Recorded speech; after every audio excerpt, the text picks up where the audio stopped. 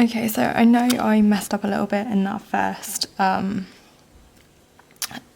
video. First of all, I realised that the focus was obviously out for the first 20 minutes or so, so I really apologise about that. Hopefully the focus, it will be right now.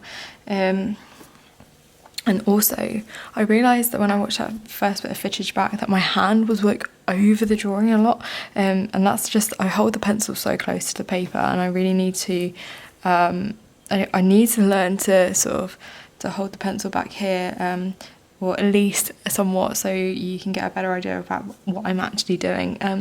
So yeah, I really do apologise about that. So it's a new day, and I am gonna endeavour to try and get a bit more. What has happened to that? Look at that. What is going on there? No idea. So yeah, I'm just gonna try and do a little bit more today. I've been scripting out some videos and some sort of really some content about doubt and turning doubt into determination and things like that. So hopefully I'll be sharing them with you all very soon. But yeah, I really need to get into the habit of holding the pencil in a different angle. So either that or I just change the tripod again, but I really want to continue to use this tripod, so it's a bit of a battle. I don't know why all my pencils have got like these like little white lines on them, or little white marks. I'm hoping that I'm holding them in the right way so you can actually see what I'm doing.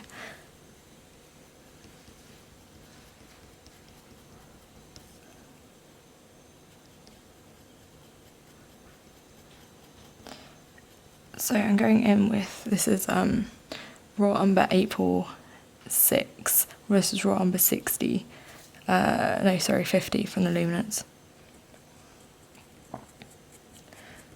I'm sort of just working it up, following the direction of the hair strokes. I'm going to use a bit of raw umber itself, which is 548 as well, just to blend that over the top, and then obviously I'll go in with the black to really sort of like merge these two areas together.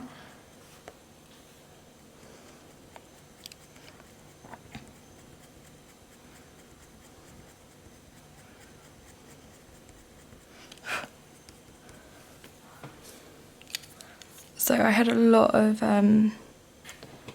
love from, oh, I lost that pencil underneath. Yeah. I had a, where's my black pencil gone? I keep losing pencils all the time at the moment, which is obviously really annoying.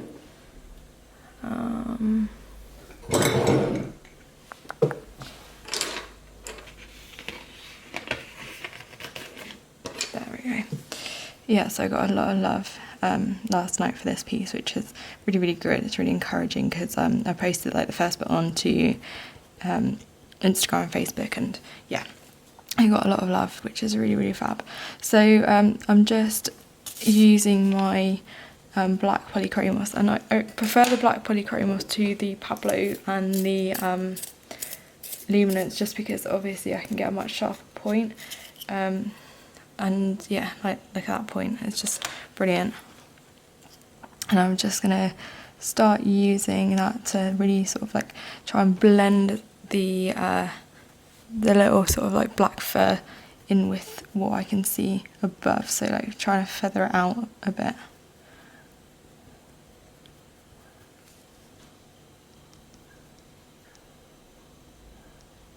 Bring it down here a touch. I'm contemplating putting the camera like facing it that way a little bit, so at least hopefully then you'll be able to see a lot more what's going on. But yeah, I've really struggled to hold the pencil in a different way, because obviously I really like the control of holding it the way I do, but yeah, I need to learn that. When I was so almost like embarrassed when I watched that footage back, because like I'm really trying hard, as I think you guys know, to really make these videos as good as I possibly can, and like I'm putting as much work as I possibly can into them. So when I sort of watch it back and realise that I've made like a few mistakes, it really sort of like gets to me. But I've got to remember at the end of the day that I'm learning. Like, this is video content and things like that. It's all still relatively new. And I don't want to scare myself and think that I can't do it, because I can do it, and I just need to get into the mindset of knowing that I can do it as well, I think. And that it's okay to make mistakes. Like, that's what we're only human, right? So the audio might be a little bit more echoey, because I am working in a different environment. I'm not working on my usual studio, so I'm just blending that raw umber in with a bit of the black, sort of feathering that black up and melting it together in with the raw umber. And this is just raw umber itself. Then I keep blowing away all of the little like dusty particles of pencil, and then I start bringing down some raw umber 50, and sort of just using the sharper angle of my pencil and just trying to blend it in with the black.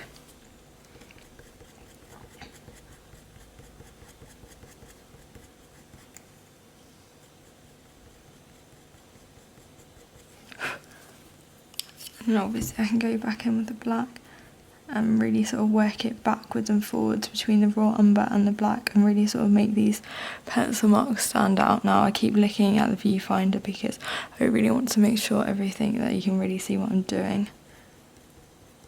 So I really hope this version is coming across okay. I was like half contemplating trying to redraw everything and restarting it, but obviously I didn't really want to do that, so it's a bit pointless. So I'm just taking Warm Grey 1 from the Polychromos, which is 270, and I'm just using it as like my main highlight pencil, just to really sort of like pull out some of these lighter hair, and I keep twizzling and turning the pencil to really sort of make sure that I'm getting like the sharpest point all the time, and then obviously blending it back in with the black if I need to. So I'm just gonna continue to put like a base layer. So essentially what I think I'm trying to do is I'm trying to create like a mid-tone base layer, because obviously I can go in with lighter pencil on top, which I really enjoy. So instead of putting this colour down first and then going in with the dark colours, which is what I'd normally do on Fabriano, I'm obviously using the lighter colours over the top of like my mid-tone. So I'm using, as I said, the raw umber 50 as like a mid-tone colour, and then going in over the top of it with my Warm Grey 1.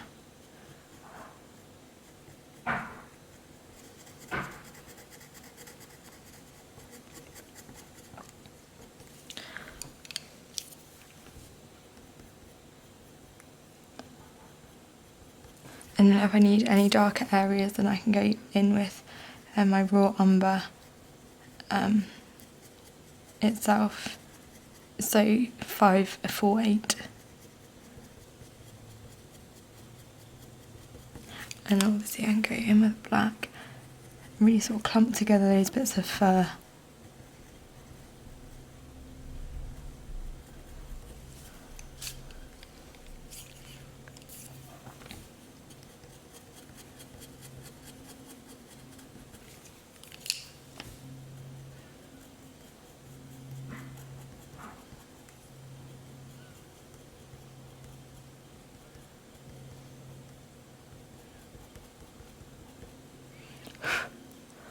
Right, I know I'm going a bit too high up. Oh, I just want to adjust this angle a touch.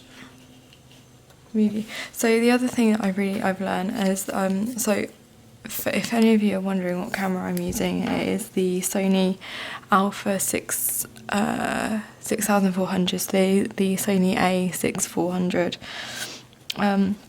And it's a great, brilliant camera. I'm really happy with my purchase of it.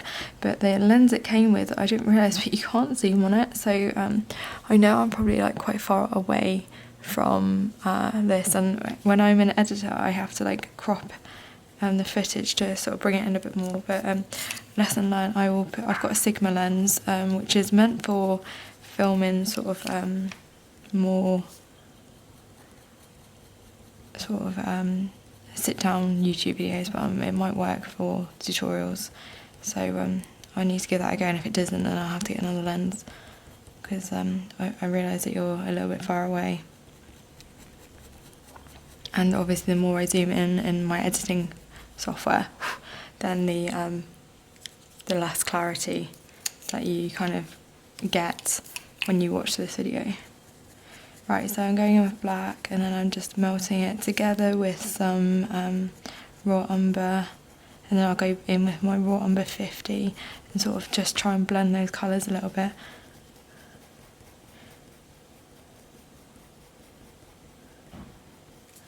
Now as I'm coming and focusing down on this part of the eye here as well, so which is obviously quite dark, so I'm going to put some raw umber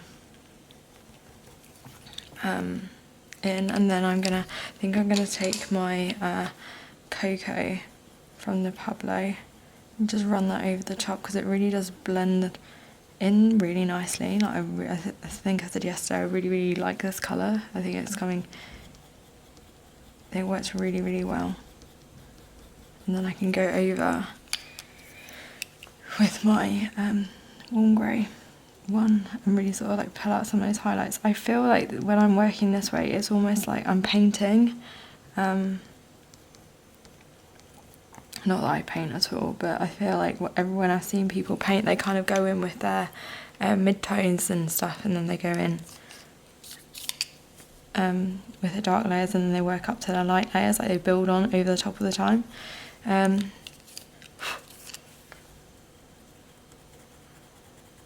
I realise as well that the light is probably changing quite a lot, because as I said, I'm kind of not working in my usual environment, and it's very bright in this room.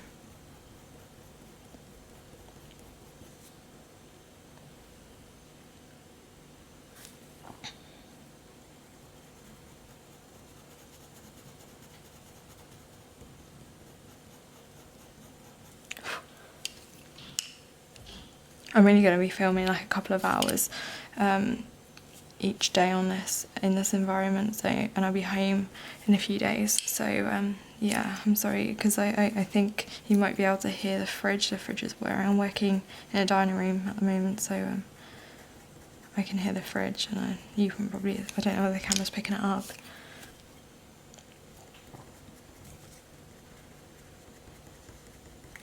Right, I need to move my hand. I keep getting into the bad habit of not moving my hand. Right, so I'm just going to layer down some dark sepia over the top, because as I said, this area is really super dark. So I'm just going to use dark sepia.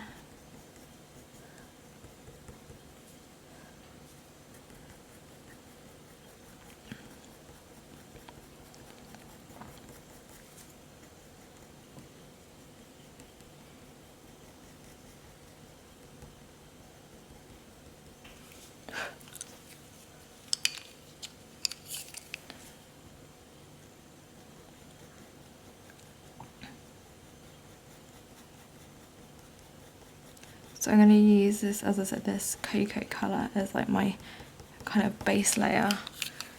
If you don't work with pastels this way, or if you don't work sort of with pastel matte this way with your coloured pencils, so please do let me know how you work with them, because obviously I don't really know. I've realised that I can layer light and dark and light over dark, so that's the way I'm kind of working. But I realise that other people probably won't work the same way, and they probably want to go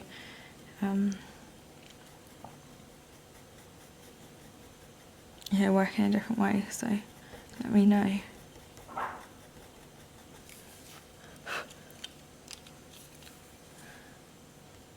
So I'm just taking my warm grey again and just running that over the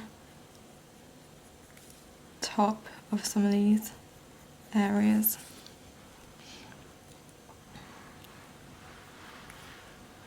Right, this area is super light through here, so maybe, I don't know whether I want to do that actually. Oh, this is very difficult.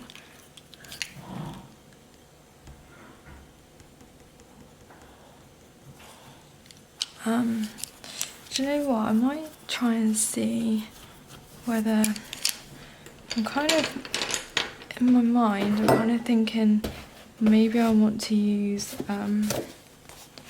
like sepia 50 from the Luminance.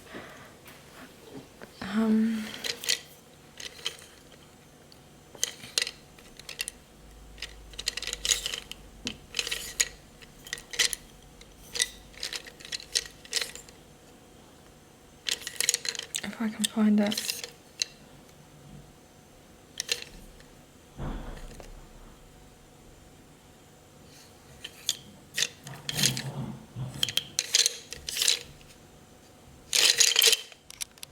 Okay, so I found my sepia 50, which is 906.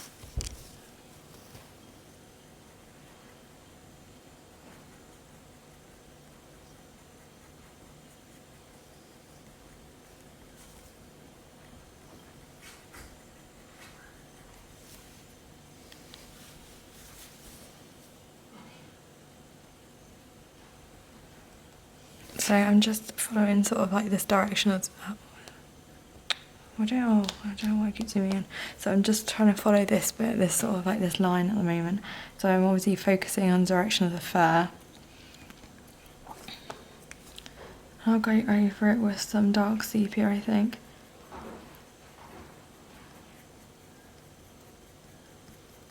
And maybe, do you know what? Maybe I'll use some raw umber as well.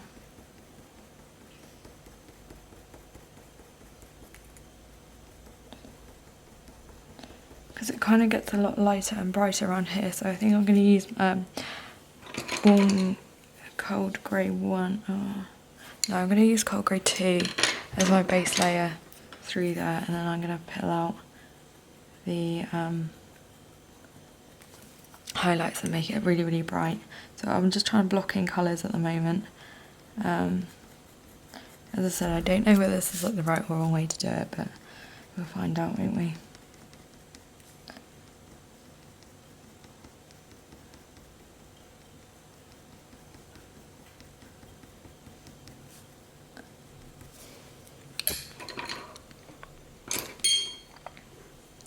So I'm just going to try and blend those two areas together with some Payne's Grey, and I'm just literally using the lightest pressure because I just want to almost like melt them together.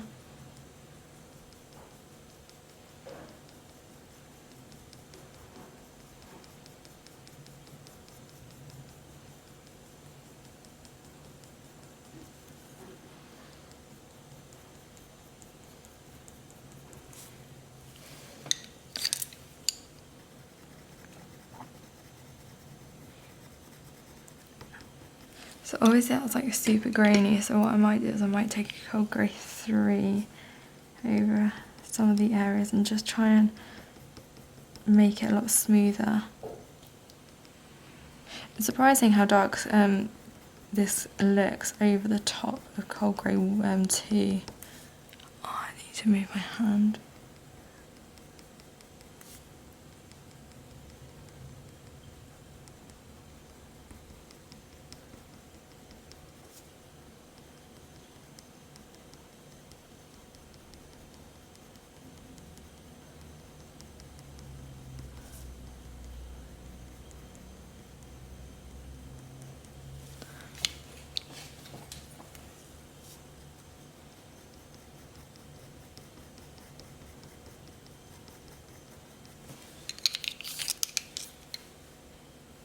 And then it kind of gets a little bit like browner through here, so I'm going to go in with my raw umber and then also some cocoa. So that was raw umber 50, and now I'm going to use my cocoa Pablo pencil. And I'm just going to blend that up a little bit into the black.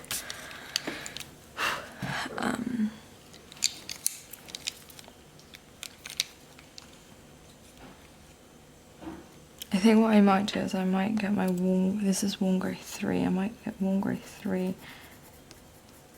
as well. I think that that will work really nicely and sort of blend these sort of like transitional colours together. So I'm just taking warm grey over the top. So obviously you can use whatever colours you see fit in this, and the pastel mat seems to be quite forgiving, like you can really kind of throw things at it and it kind of just accepts it. Like I don't really know what I'm doing with the colours and how they're going to layer, because obviously I'm very familiar with Fabriano, but not very familiar with how like colours and everything lay down on here. But the paper's been really forgiving. Like I can make quite a lot of, not mistakes, but I can sort of like really push the pigment around and it's sort of just accepting it.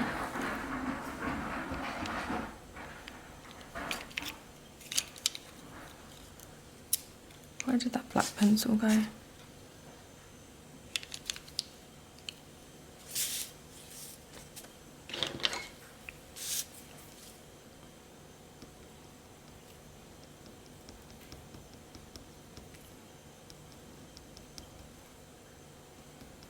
So I'm like following the direction of the fur, so as it comes sort of out of the eye or away from the eye, it's sort of, I'm really making sure that I'm following the direction of the hairs.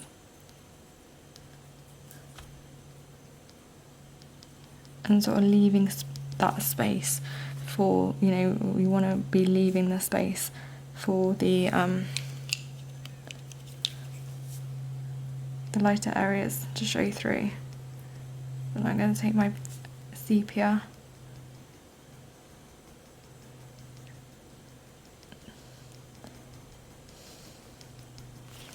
and I'm going to blend that black and sepia together with dark sepia from the Polychromos.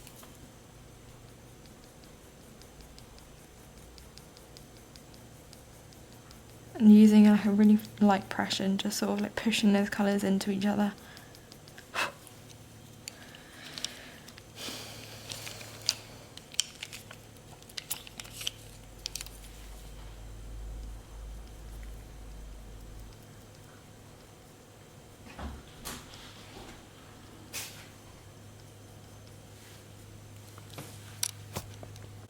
So I'm just going to use warm grey 1, which is 270, and just go over some of that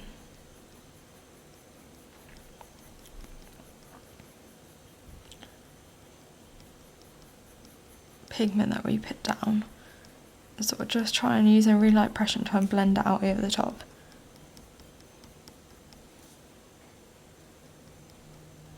And then we're going to start looking at these lines and these little hair strokes that are coming down.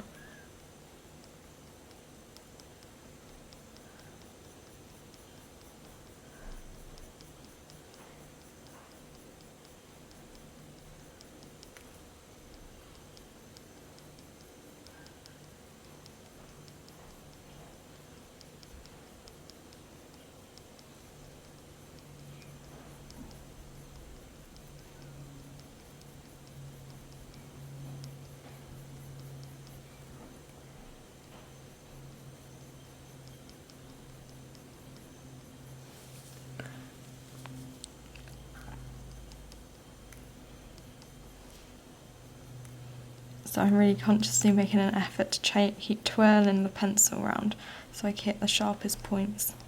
I'll bring that up slightly into these sort of like lighter areas here.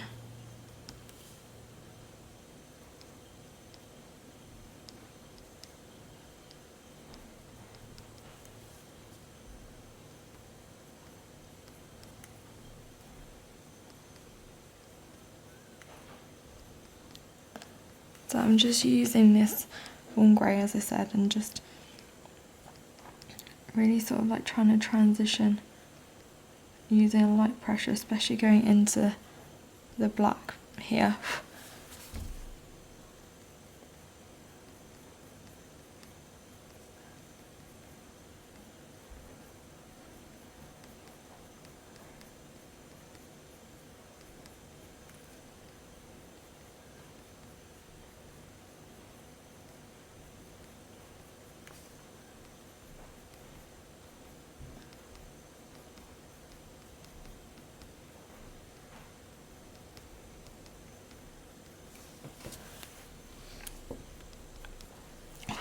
No, I'm gonna take my black and try and, because I don't want to lose obviously these little like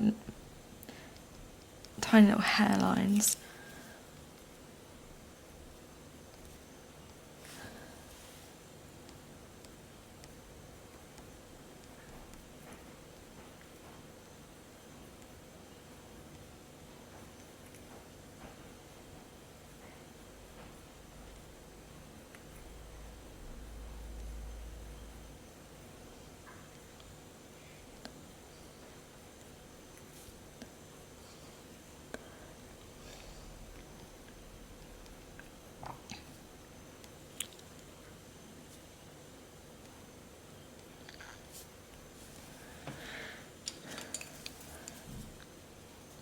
Going in with my raw umber now. This is raw umber 50, and I'm just gonna lay it a little bit over that warm grey one that we just put down. So I think it's looking a little bit too bright.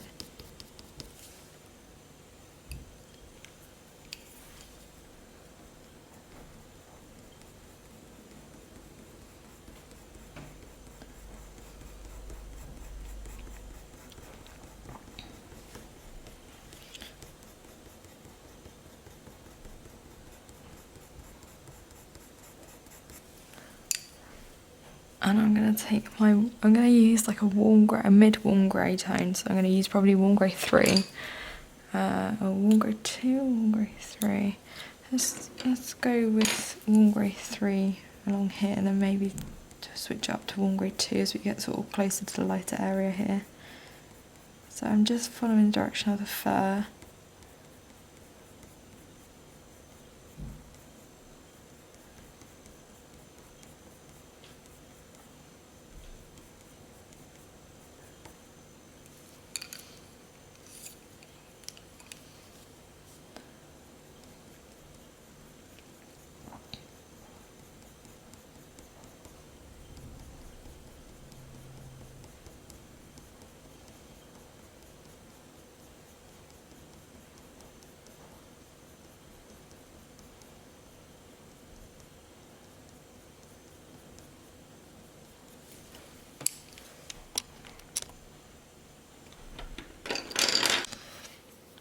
Right.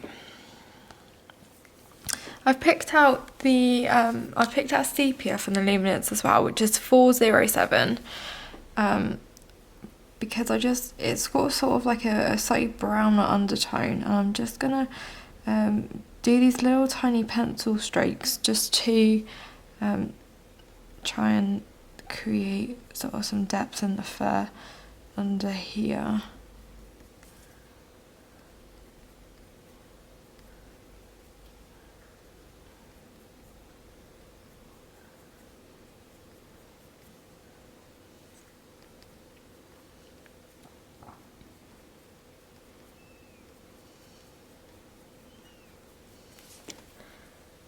And then I'll grab my dark sepia again, which is 175. And just continue to do the same, really, like just to try and create a little bit of more depth in this fur.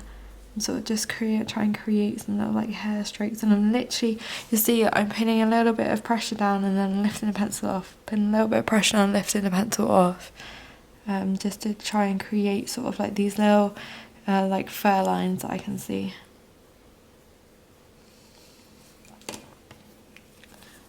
And then go back in, this is sepia 50, which is 906.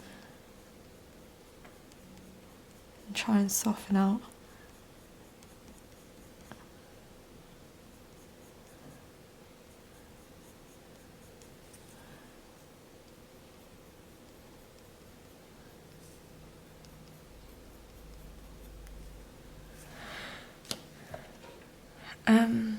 Right, and then I'm going to take, I'm not really sure how to do this, but I think I'm going to take some warm grey, this is warm grey 3, so 272. I'm going to run that gently over the top. Just try and create, I just want to create like a mid-tone again. But obviously this is a much lighter area and it hasn't got sort of as much sort of like brown pigment. It has got a little bit through this little bit here, sort of the colour changes a little bit. So I'm going to use some raw umber 50, so 846 over the top.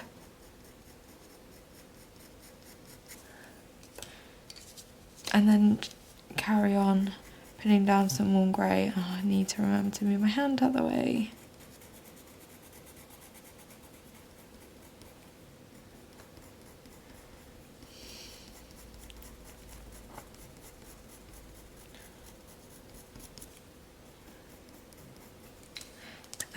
And then I think I'm going to take my raw umber again and just run it over the top a touch, and then I will be going in with my warm grey 1 to really sort of like lighten up the areas.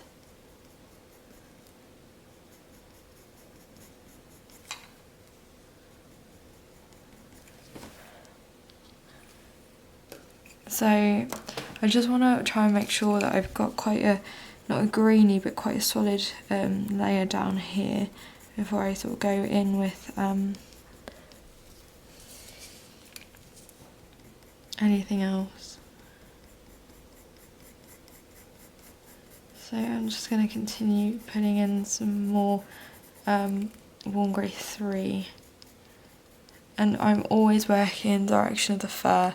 I find it really important to do that. Now what I might do is I might build up through the warm grey. So I might use warm grey 2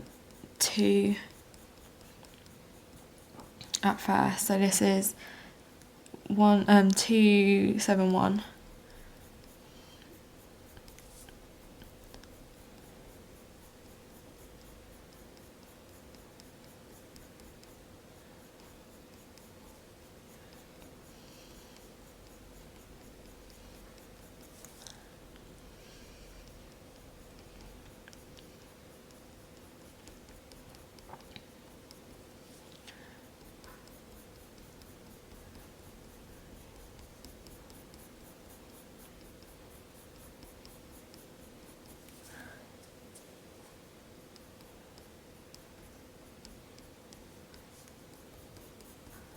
And I'm just going to work in the direction of the fur. So obviously I've put in the raw umber, which is showing through quite nicely, and then I can go in over the top with some lighter colours like the warm grey 2 to really sort of like pull out some of the really light areas. And then I can go in with my warm grey 1. I'm going to sharpen it a touch.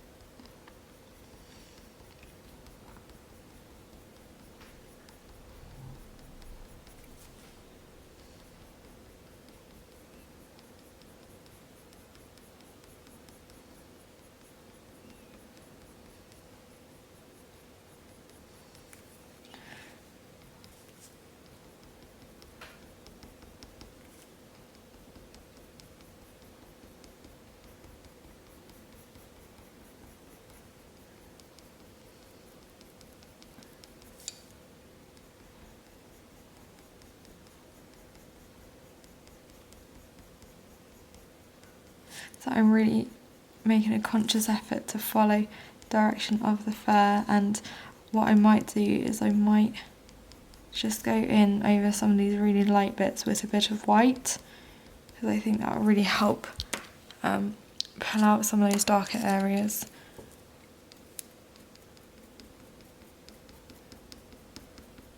So I'm just running a bit of warm grey over the top. This is warm grey 3, and then I'm going to take some dark sepia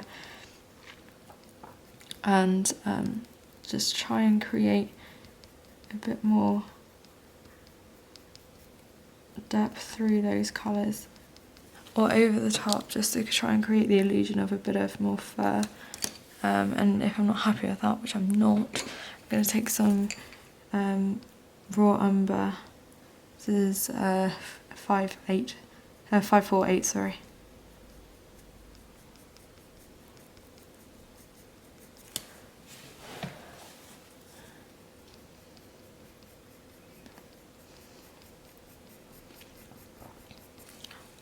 And then I'm going to take my white luminance pencil, and I'm really going to make sure I've got the sharpest point on it, and then I'm going to really try and work that grain of the pencil into the paper a little bit and really pull out some highlights in this lower part of the eye.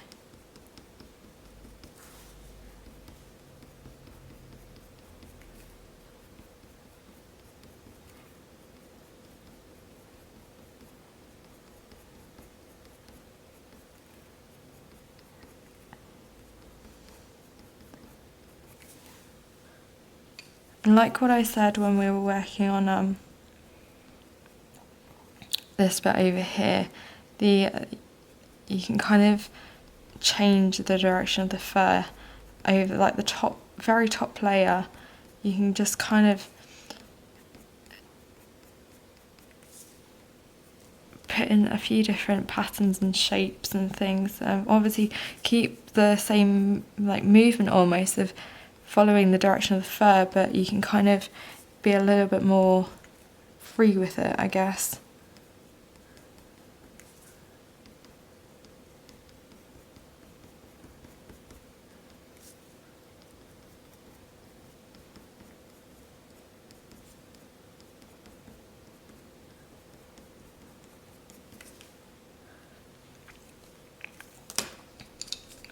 And obviously as we come into sort of like the area gets a bit darker, I'm just going and sort of dulling back down that area a little bit with some warm grey again. And then I'm going to take that warm grey, this is warm grey 3, and I'm just going to, so obviously this area is slightly darker, but it's not really dark, so I'm just going to use warm grey 3 initially.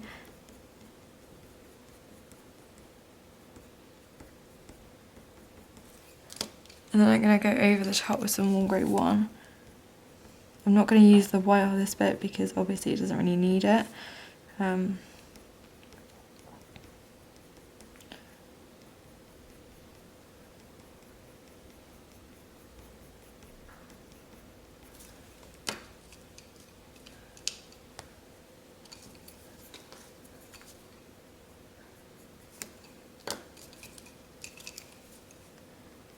I'm just going to sharpen this warm grey 3 pencil.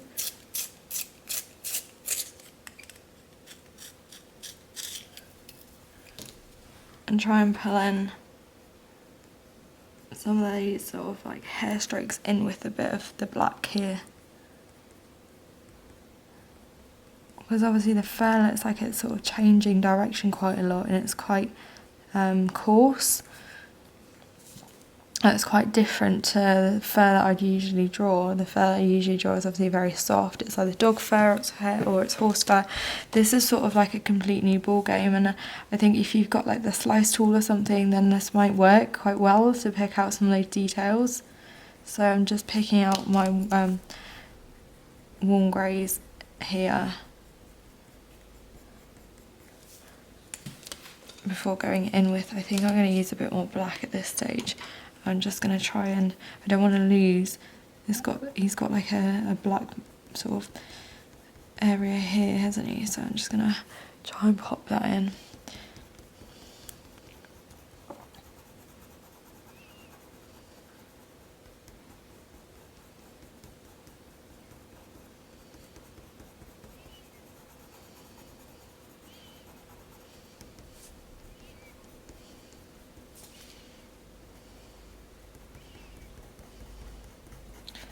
And he's got one up here.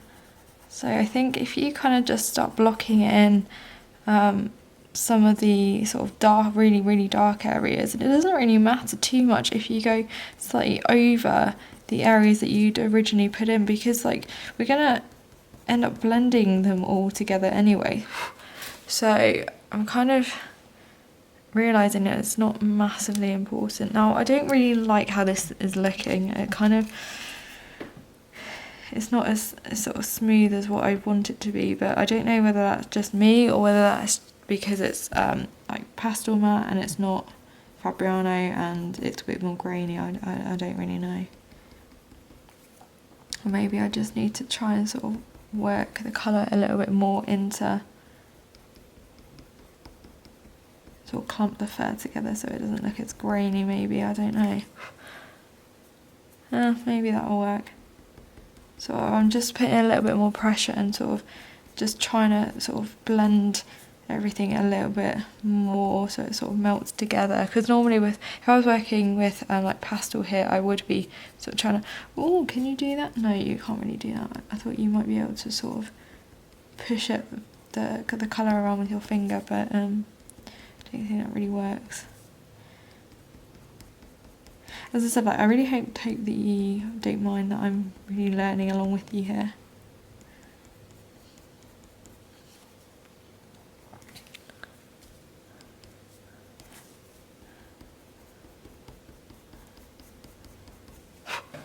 Okay, I'm slightly happier with that now. I've sort of like clumped together a couple of the areas of fur, so I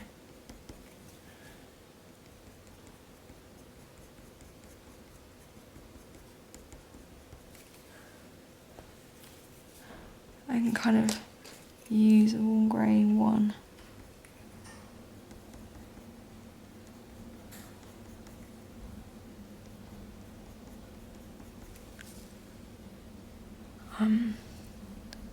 Just had the boiler start up, so I'm hoping that isn't too impacted on the audio here.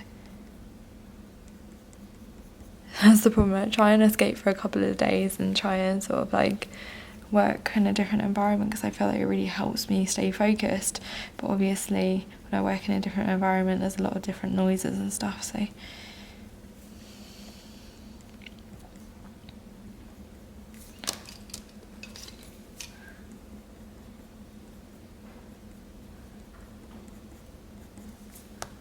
I'm just pinning. I'm gonna use what am I gonna do? I think I'm gonna initially start off by using some raw umber here, but only with a really light pressure, and I'm just gonna blend it over the top with some raw umber 50.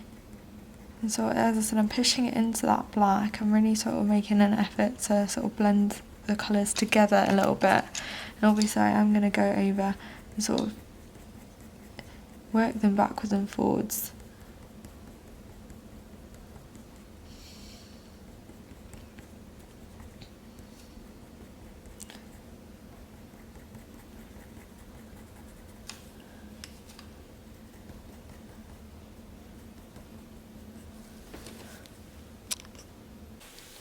Okay, so for the next part, I am going to try and work on this bit here, and I think I'm going to start off, I'm going to take my sepia 50, which is 906 luminance pencil, and I'm just going to gently try and blend that over the top of the bit of black that we've put down. And then I think I'm going to take some of cocoa, so this is 405, 666 405, the Caran d'Ache pencil.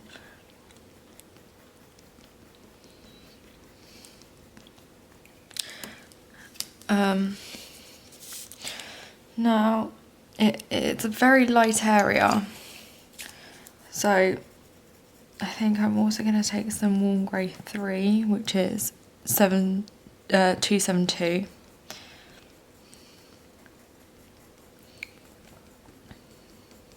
and I'm going to blend it together with some raw umber 50, so 846.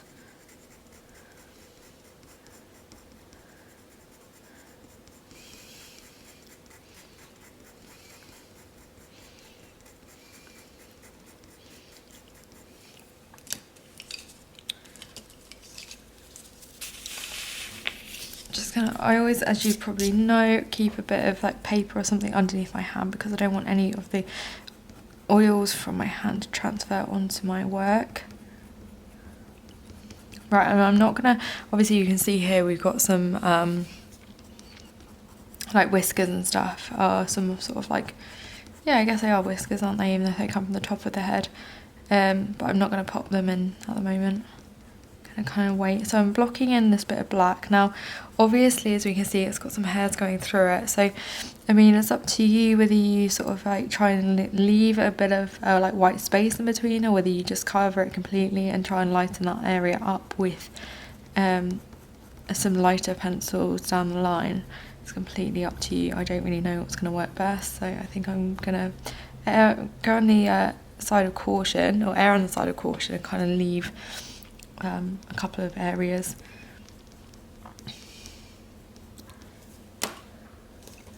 Now I'm going to take some dark sepia as well, and this is from the Polychromos range, so this is 175.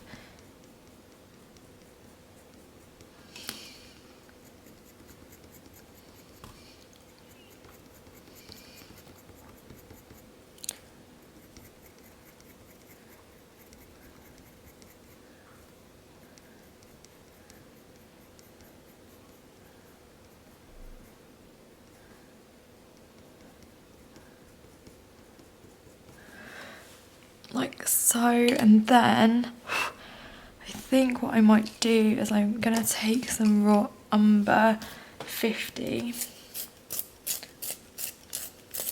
Make sure I've got quite a sharp point on it.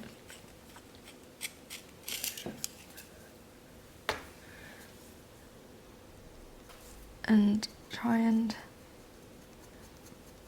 use that to blend into the black.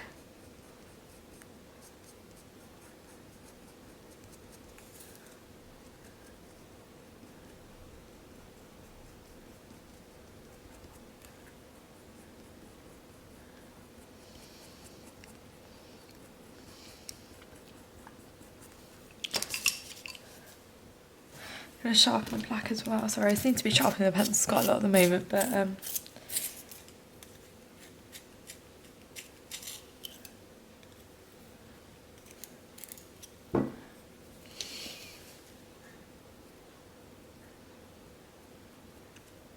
a lot of people say you can't really use like really super sharp points on pastel matte.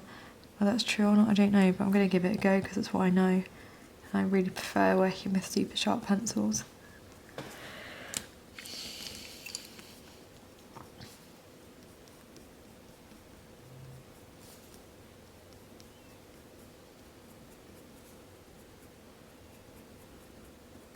Okay, so I'm now gonna continue to focus on underside of this sort of eye here and try and put some of those lighter colours through.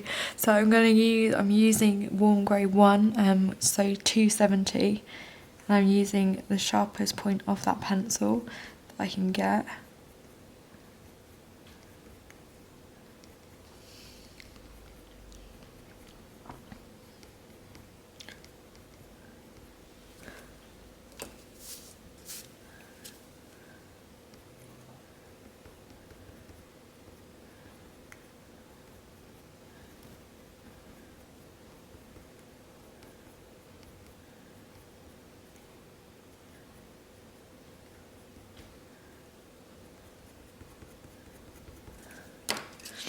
And then moving into, oh no, do you know what, I'm going to leave that area up there for now because I don't really know how I'm going to handle it or how I'm going to sort of like tackle that area. I'm going to focus on continuing to sort of work on this bit down here. So I'm going to take my raw, do I want to use raw umber? Yeah, what I'm finding is, and what I seem to sort of be working out is that if you use the illuminants, it's sort of like, because it's so like buttery almost, it sort of just takes into the tooth of the paper quite easily, and it works very, very smoothly. And then I can go over it with a bit of Pablo and really make that sort of like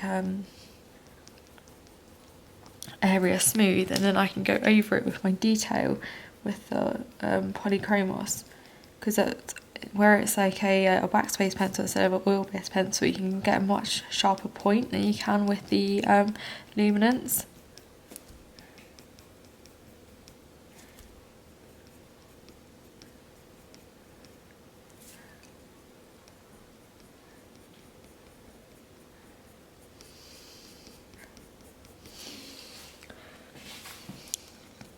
So I'm just running some dark sepia over some of those areas as well, just to try and sort of like combine them a little bit more before going in with my raw umber again. So I'm going to take raw umber and probably, that's raw umber 50, and then I'm going to go over it with a bit of raw umber itself. I don't know whether that's the right colour to use, but we're going to go with it anyway because I don't know what else to do. And then maybe some sepia. I don't really know. But as I said, like, because all I'm trying to establish is sort of some darker tones underneath, it doesn't seem to be making an awful lot of sort of difference when it comes to layering over the top. So I'm just going to use some cocoa beige from the Pablos as well.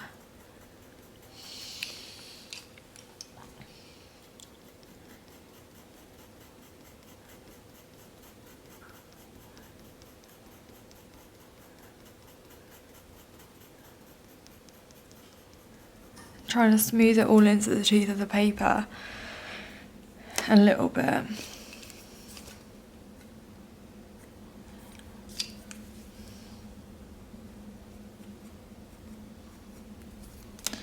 Just trying to put a few more details in here and there as well.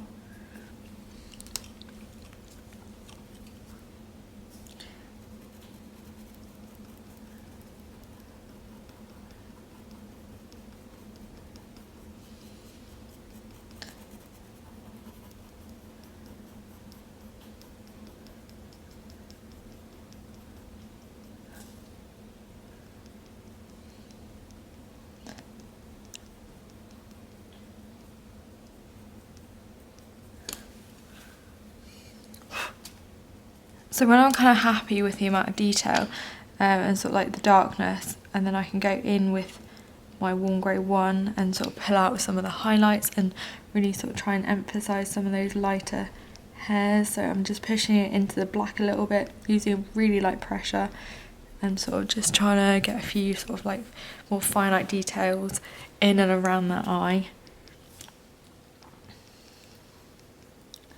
And then when it comes to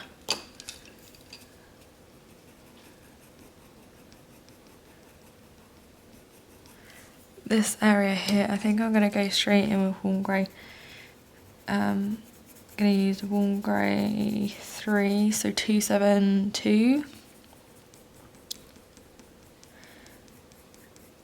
And then I'm not really focusing too much on direction of the fur, because obviously we're going to go over it and with all the detail and pull out all this fur details anyway, so it's not really crucial. And I'm just blending it slightly with the sepia that I put down before, and then bringing the warm grey down over the top of the raw umber, and it feels super soft at this stage, and it feels like almost like I'm working back on Fabriano, because I think it's where I put that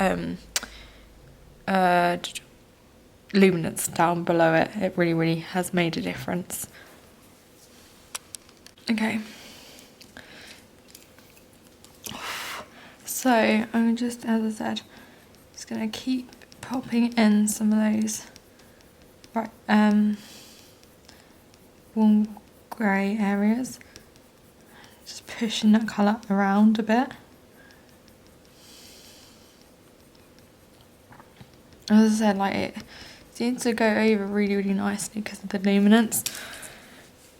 And then I'm going to use my warm grey 1 and really sort of like highlight a couple of those hairs. Now, the thing is that I'm learning is like the hair that I can see in the reference photo is really fine.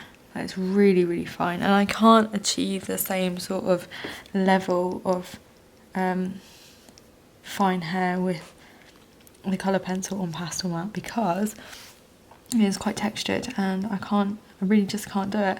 And I don't think I'll ever learn. I think it's something like, you know, you learn over time. I just don't think that the paper's got the ability to handle really small detail areas. So I think as long as you're trying to make it look like there's fine fur. And the way you can do this is obviously putting a base layer underneath of like a darker colour and then going over with your lighter colour like I am. I think this is the way that I'm sort of finding it good to work with. I've never really seen any videos of it, how anyone sort of layers coloured pencil on pastel matte, whether they do it the same way and sort of go dark to light, or whether they don't, I don't know. Okay, so now I'm just pushing that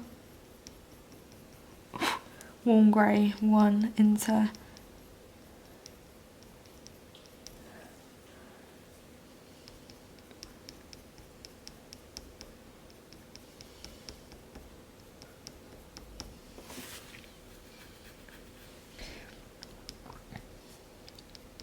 now. Obviously it stays a little bit dark around here, so I think I'm gonna use some raw umber and just try and push some raw umber into the black fraction, just using a really light pressure.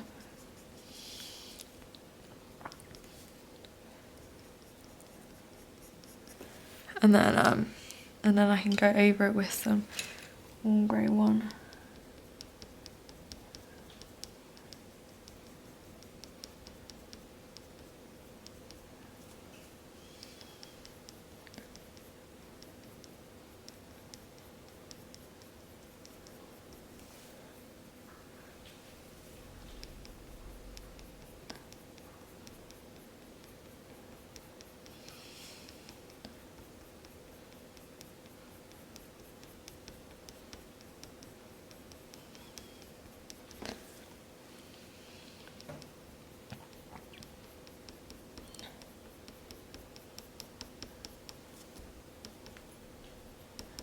Right, and then like with always, if I'm not getting enough sort of like pigment down, I think it might be because you just need to sharpen your pencil a little bit more and sort of just, I don't know, maybe press a tiny bit harder.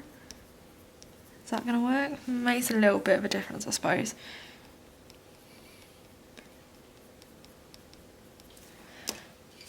Okay, now I'm just gonna take some, do you know what, I think I'm gonna go in quite dark. Gonna go in with some sepia, and this is sepia from the luminance, so it's 407, which is obviously quite like a dark reddy kind of browny purple. I don't think I've really used this pencil before, but I think it might help with this. Now you'll notice that I am going over some of the areas that I put some sort of like lighter pigment down, but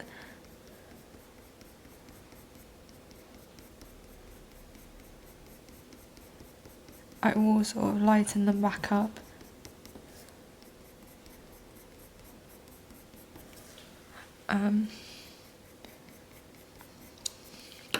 So I'm going to go in with sepia 50, so 906, and soften over the top of that sepia that I've just put down.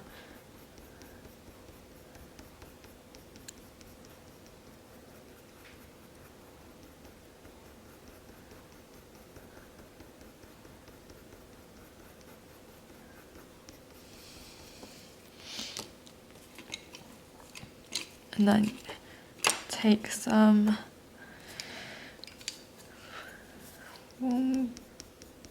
grey 2, is that going to be too light? I think that's a touch too light. I'm going to use warm grey 3. I might have to blend it over the top actually with some of that sepia and then lighten it up as I go. I also want to use the raw umber and sort of just blend those two colours together a little bit on the paper.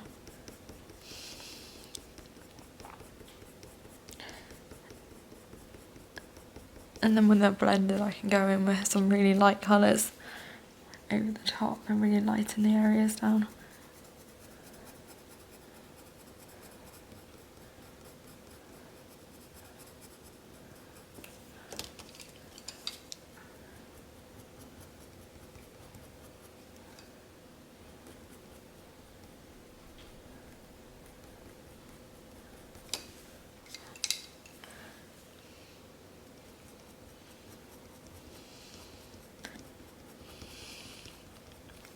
So I'm just taking my black pencil and I'm just sort of pushing the black up and sort of just drawing little strokes.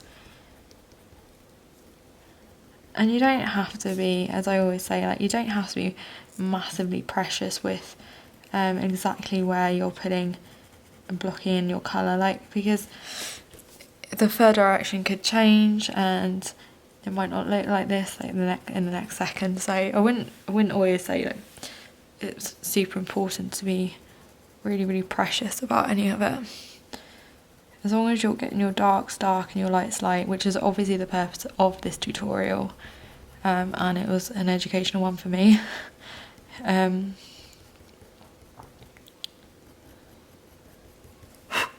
So I'm just continuing to block in some of those darker areas.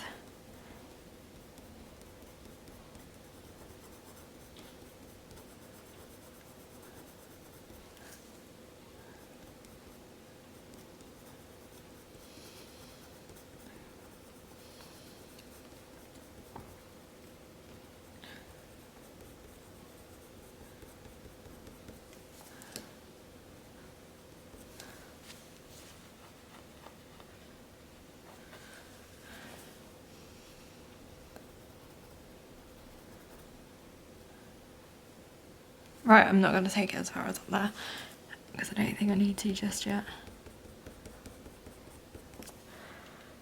Okay.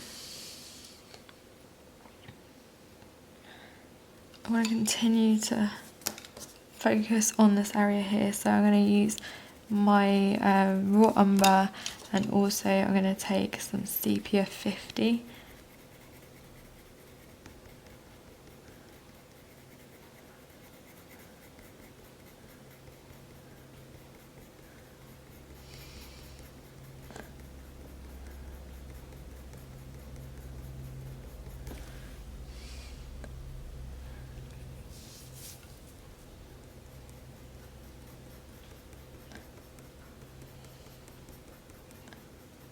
So I'm just going to take my raw umber and continue to work that into some of the black using such a light pressure here.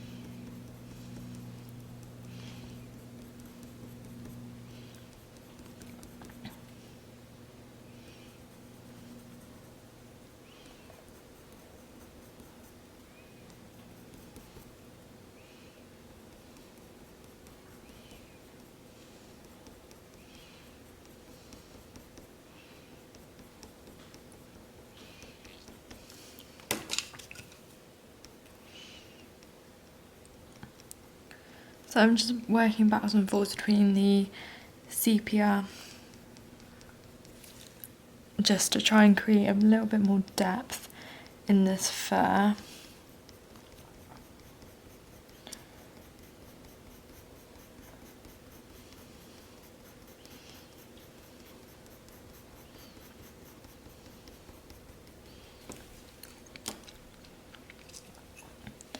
And then I can go in with my warm grey 1 and start really gently putting in some of those hair strokes. And obviously just changing the direction of the fur, changing the direction of the pencil, making sure I've got the sharpest point all the time. Just the same protocol as always, really. And then I can obviously go in with bit black and pull out a few more details. And then when it comes to here, I'm just gonna touch that in. Because obviously I don't wanna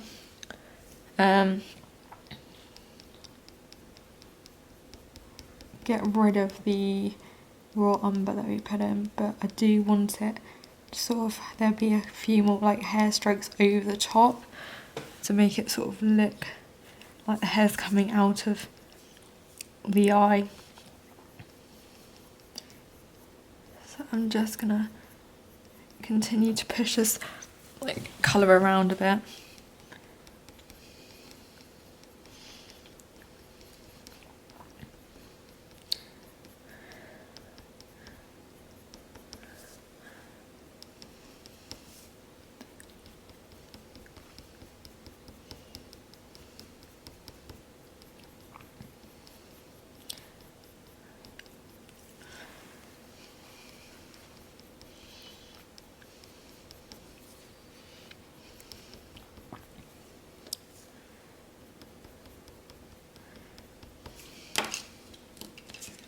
I'm going to take my dark sepia and start thinking about how it's going to impact this area down here. So it's a lot darker here, so I'm just going to use my dark sepia and blend it a little bit with what's going on here.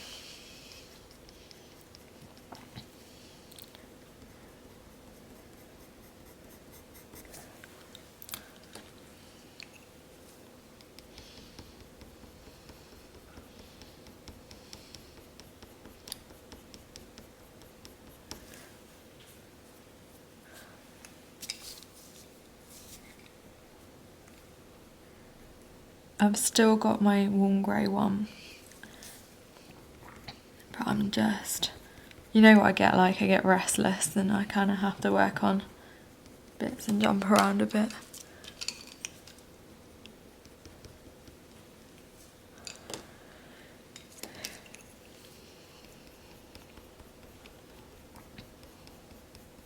So obviously it's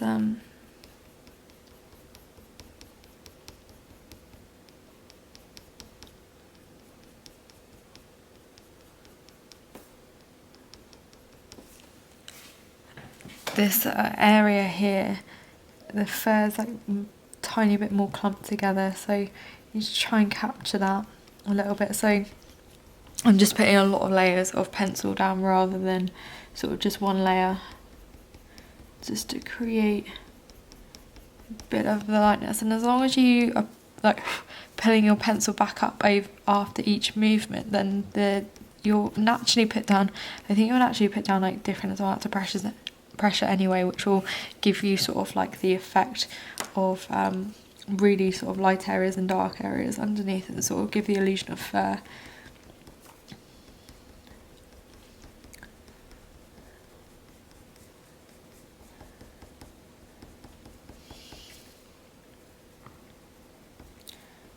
So I'm really trying to work some of this white pigment into the pastel mat.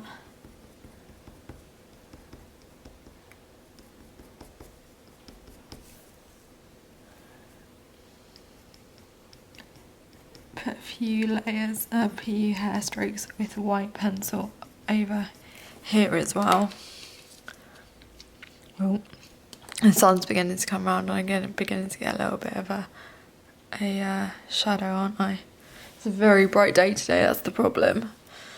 Okay, let me figure out what to do and I'll be back. Okay, hopefully that's a little bit better. I don't know how the light's going to go this afternoon, but... So I'm just continuing to use my warm grey one, and I'm just going over the top of some of that raw umber that I put down. And I'm going to take some sepia 50.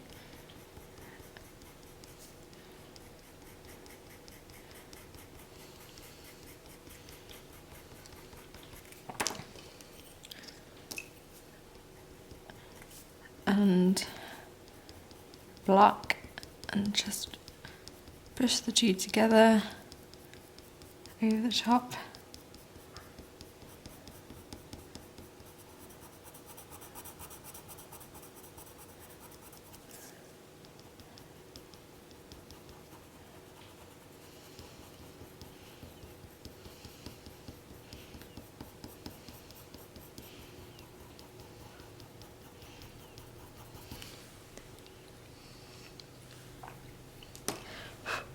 Now, for this area up here, I think I might take some of the cocoa colour and put it over the top of the sepia that I put down, because it's just gonna, I'm finding that the Pablos is also really great for softening areas. So I'm just going to take some Pablo and also a bit of the black, and then once I put all this sort of different darkness down, then I go over the top with some light pencil.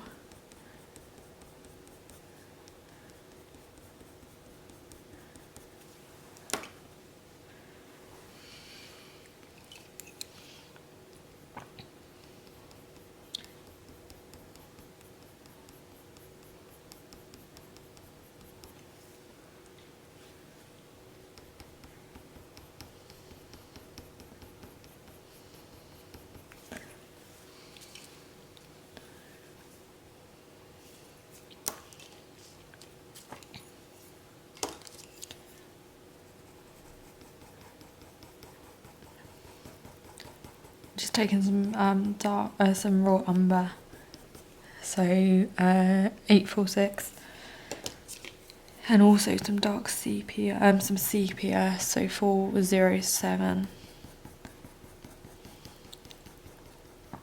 and combining the two.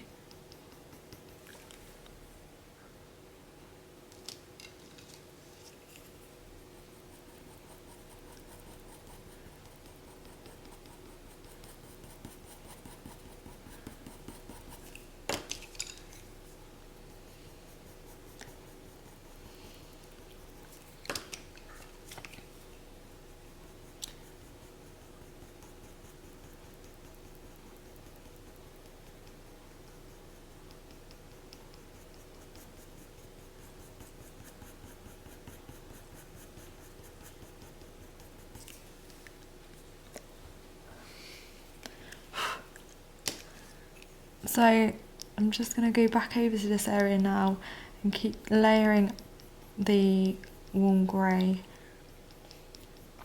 over the top.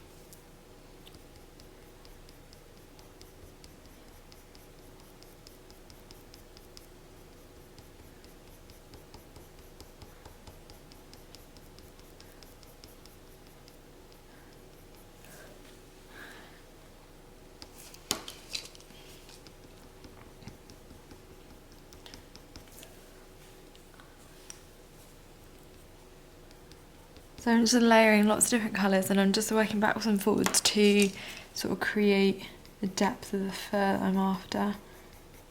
And obviously the thing is with the pasta mat is that it can take so many layers that you don't really know where to stop, as we found out with the eye yesterday.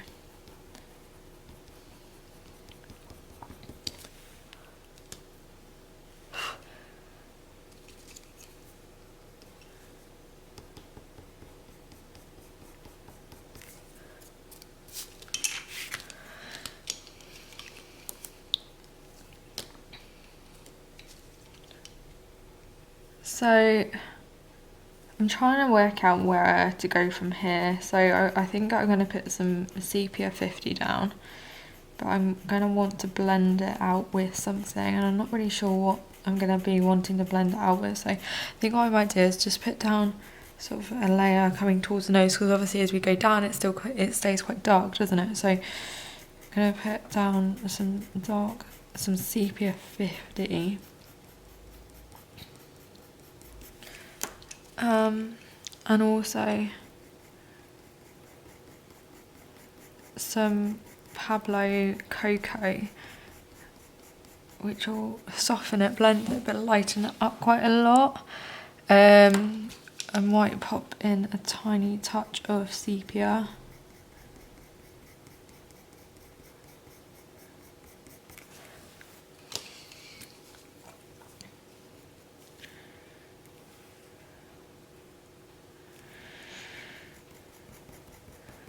It's quite difficult to sort of map this out.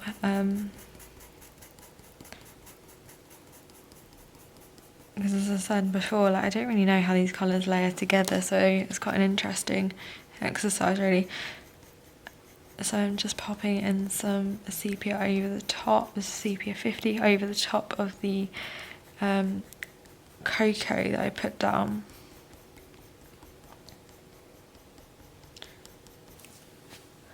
And then one from here, I think I can kind of start putting in some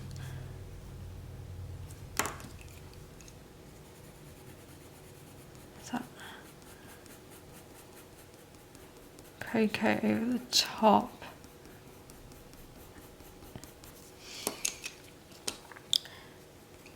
And blending it together with some sepia 50.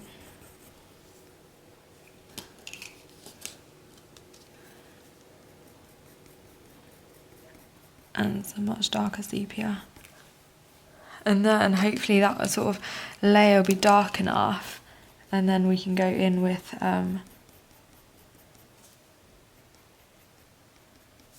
oh, the fridge is turned off finally. Not turned off, but it's gone quiet.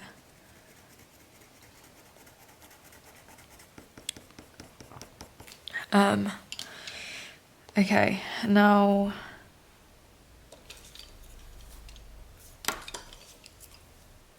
just gonna pop in. See this lighter area here, so I'm just gonna pop in some warm grey 3. So this is 272, I believe. Yeah, 272.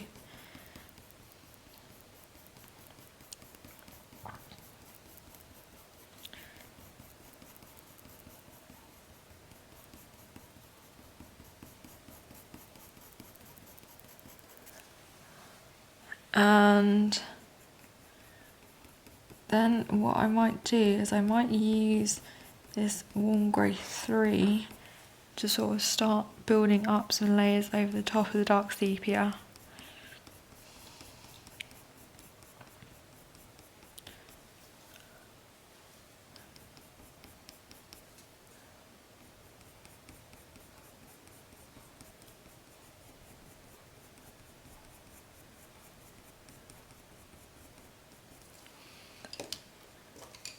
I'm going to start pulling down some of that black as well. So I'm trying to tie in the areas together. One thing I don't want to do is I don't want there to be sort of any really sort of like dark highlighted like areas. Like I feel that this is too bright, but I feel maybe if I sort of keep working the area, it will sort of mute itself down if I go over with like warm grey 2, which is what I've grabbed now.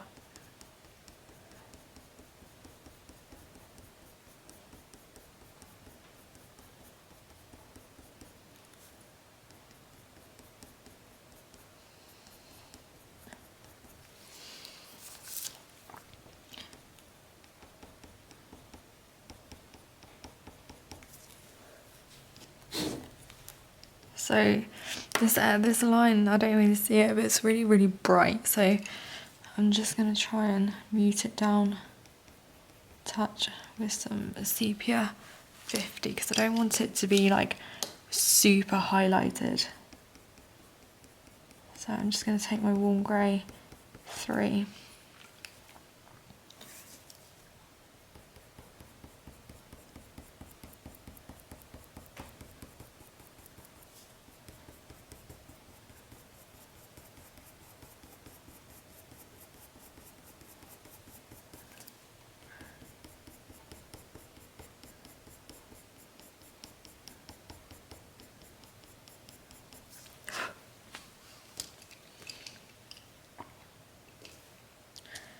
And then I'm going to take my warm grey 2 and then eventually my warm grey 1. But I obviously want to keep some of this sepia that we put down before. So I'm using a really light pressure and just running the pencil over the top of it.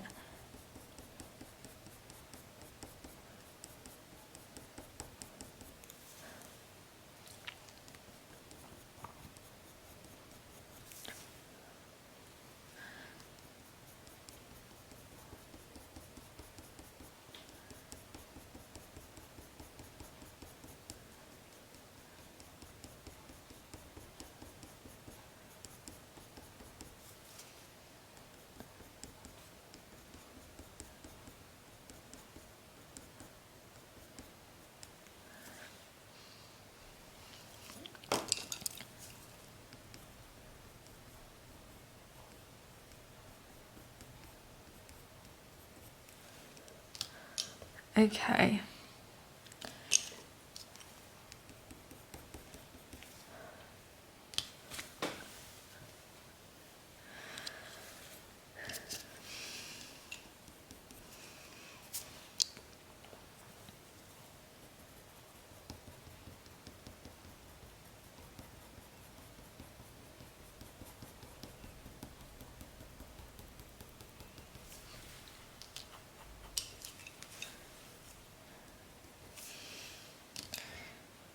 So it's interesting actually, because one thing I often find is like no matter where or what I'm doing, no matter what I'm working on, it only takes like one change of the light to really affect all the colours that I'm seeing. So whereas before I was seeing, you know, some areas being quite purple, now I'm seeing it to be a bit brown. It doesn't really matter. It's, you know, you can't get too hung up about those sort of things. The light will change and different things will look different in different light, but as long as you stay consistent, then you should be just fine.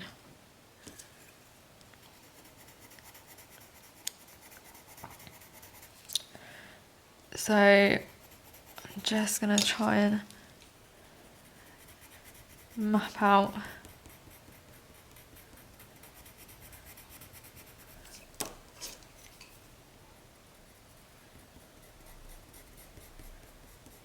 some different areas down here.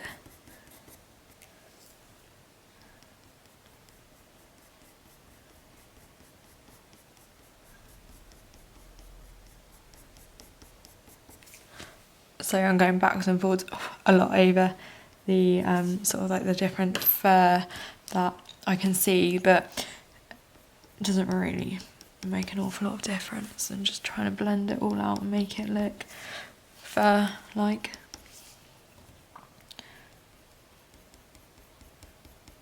So I've just picked up my warm grey 1 and I'm just going to gently run it over .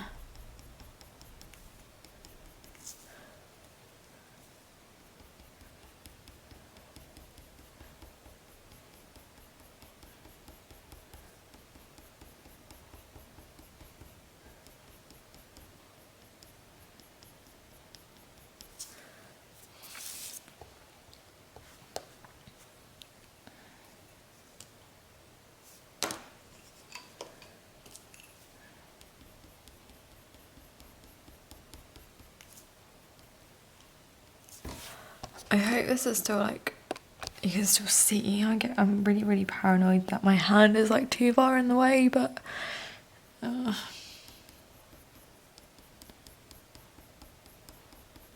so yeah, I'm just using a super light pressure to go over sort of like the dark sepia.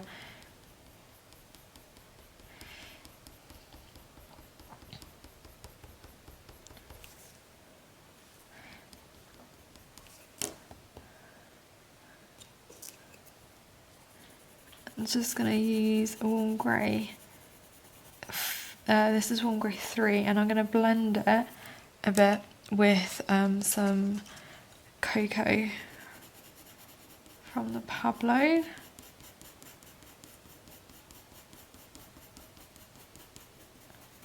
And run that over the dark sepia that I put down before. Not dark sepia, but the actual sepia that I put down before. Like go back in with some sepia and sort of layer it up a bit. Okay, so I'm going to take my warm grey 1 again and just continue to layer over the top of the dark sepia, or the sepia and cocoa blend that I've put down so far.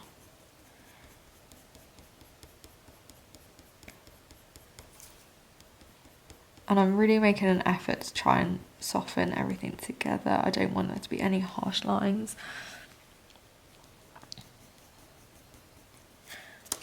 Just going to take my warm grey 2 as we get closer to sort of like this top area here. It gets a tiny bit darker, so I'm just trying to use a slightly darker warm grey colour to try and capture that.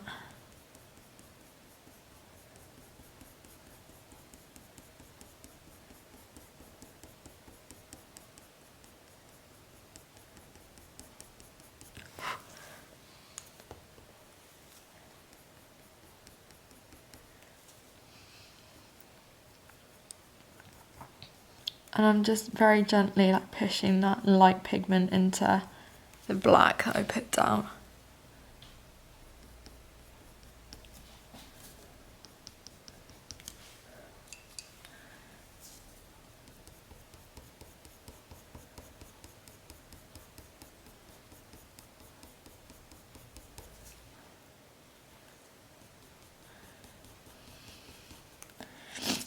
So one thing, as we're sort of coming to sort of the front of his face, obviously it is still quite dark in some areas and we need to try and keep that, but as I said, as we come to like this area here, the whole point of this is to make it really bright and light, and then what we do is when we come to doing this neck area, we're going to make it really dark, so hopefully the whole thing will really stand out a lot. So we're really trying to play with contrast a lot, and really make it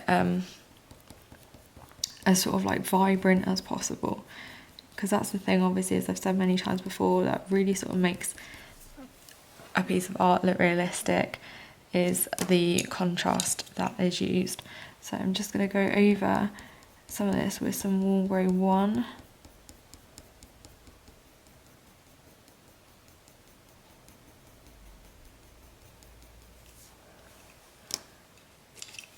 And taking warm grey 3.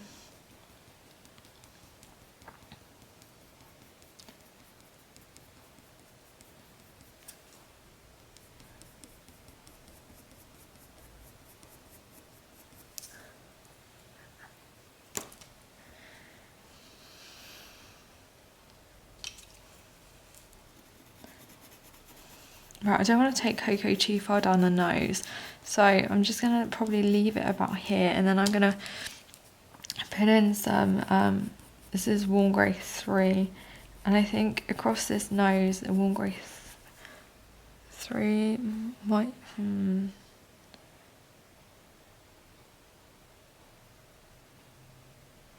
I'm just trying to decide whether warm grey 3 is going to be a dark enough colour to really create some sort of highlight. But if I use this as warm grey 4, but I might use a mixture of both. I'm just trying to try and create a sort of a bit of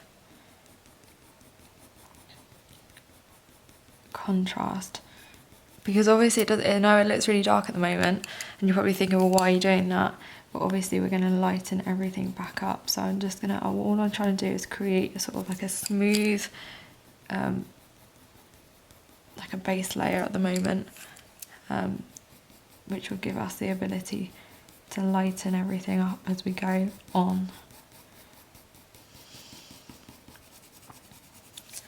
So I think I'm definitely going to use warm grey 4 along this top of the shadow here.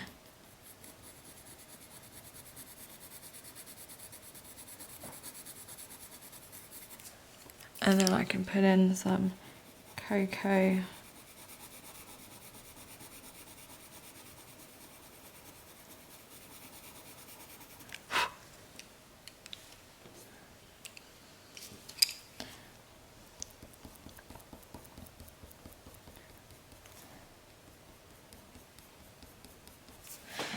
going to change my angle as well.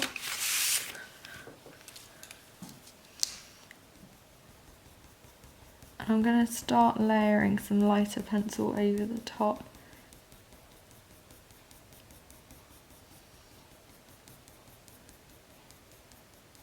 Obviously I want to keep the dark area here, but I really want to start highlighting some of the top of the nose because I think this is going to really start making it come out. So obviously I am just using warm grey at the moment. So blending that in with what's happening down here. And then I can start using some warm grey 1 as well.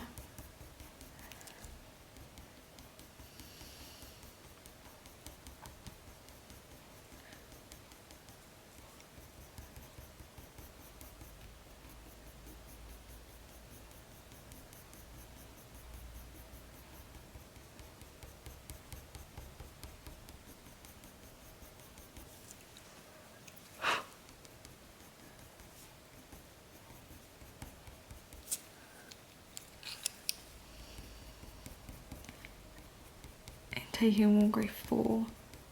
Sorry, this is warm grey 3, so 272. And just running that gently over the top of the dark sepia, or the sepia sort of blend that we put down here.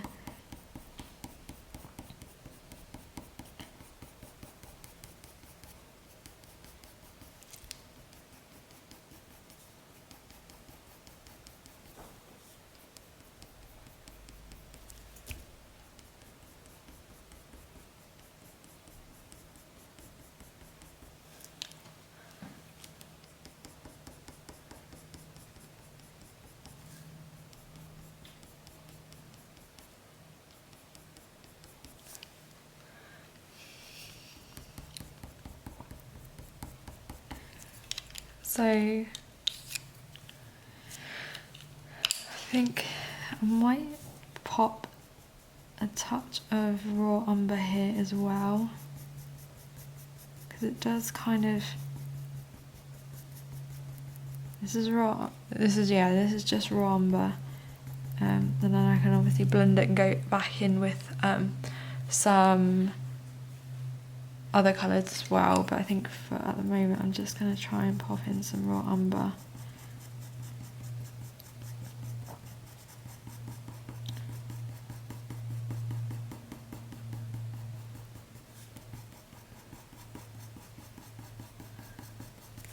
Over the top of some of that sepia. It's literally just dusting it over the top at the moment.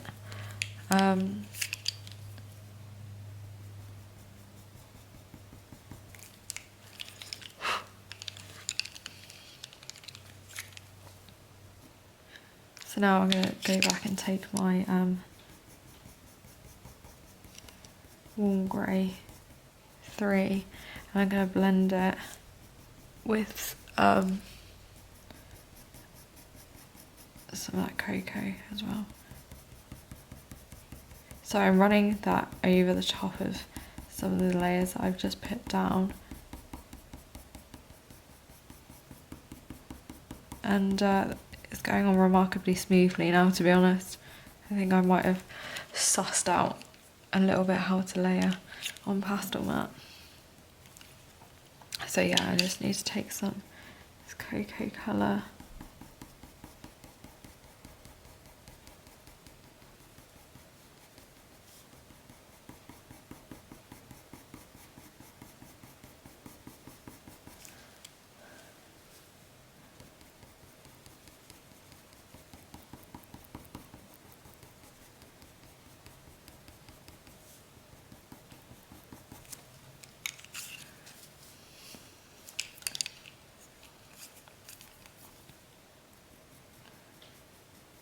So I'm just trying to, I'm using really light pressure. I'm using raw umber here, but I'm just trying to establish like where the tip of the nose is going to go.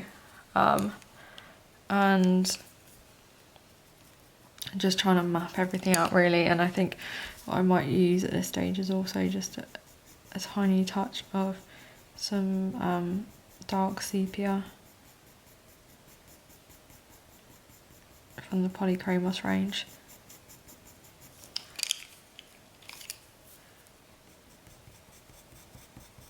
Before I start going in with some other colours. I'm going to blend it all together with some cocoa.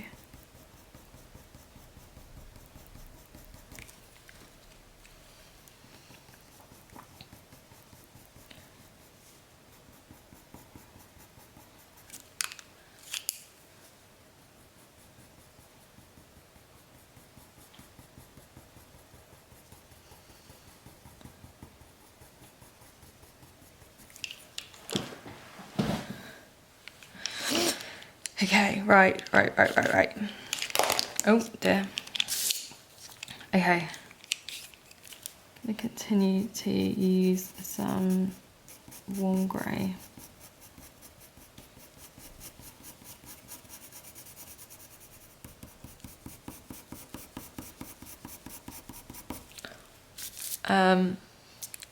And this, I don't know whether this bit's dark enough. I think that's the bit that I'm kind of struggling with at the moment, is that I just don't know whether I've made this dark enough. So I think I might just go in with a bit more sepia 50 and maybe a touch of sepia itself, the two luminance pencils. I think if anything I'd rather go too dark than too light. I don't know actually. Oh, this is very difficult. I'm not normally like a ponderer, I kind of just get on and do it, but this is really challenging me, which is good. I needed to step outside my comfort zone a little bit, I think.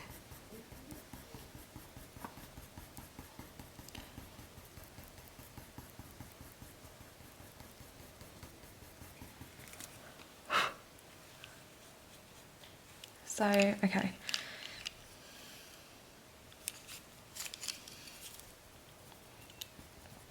I'm just trying to block in the really dark areas that I can see very sort of quickly, and just not being too precious about it.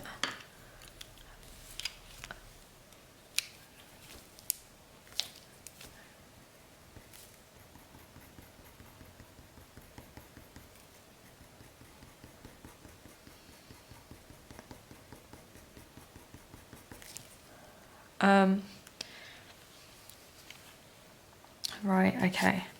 I think I'm kind of ready to come back over here and restart on this bit. So I'm just going to take some cocoa.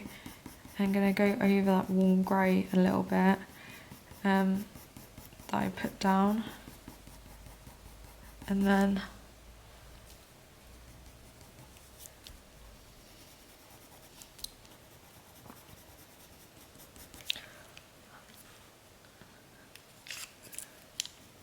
go back in for my warm grey 3 and just put sort of like a bit of like a base layer down. So I'm just going to go backwards over the cocoa, always following the direction of the fur. I'm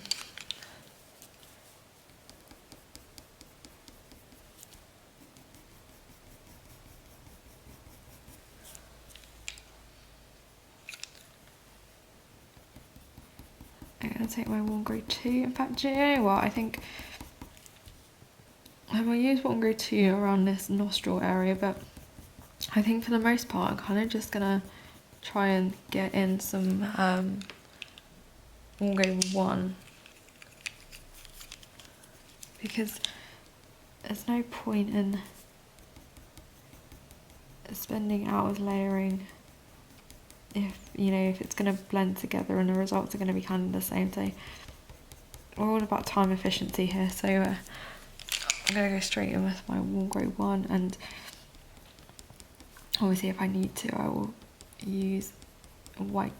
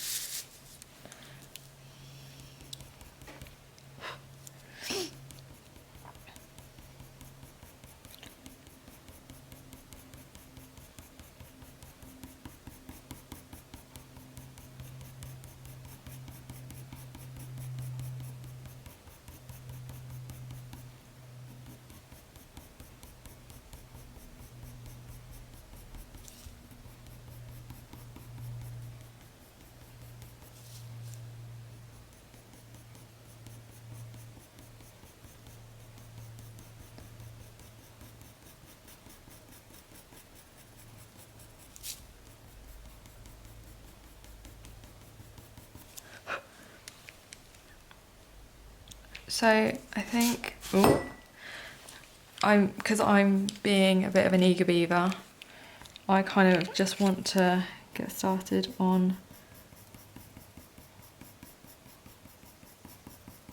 the really, really light areas.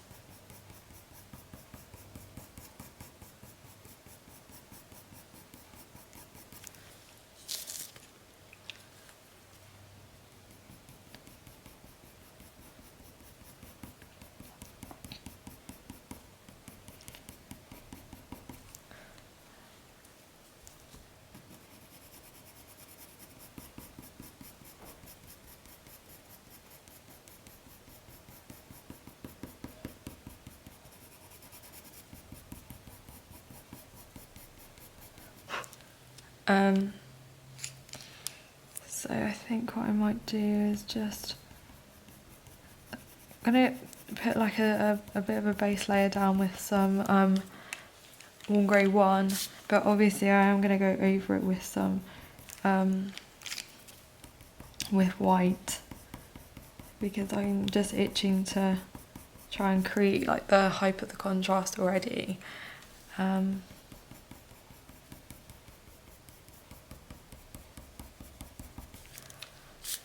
So what I'm going to do is I'm going to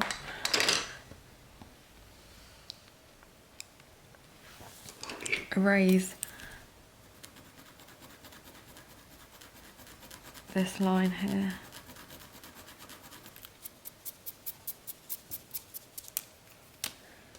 And I'm going to grab my white luminance.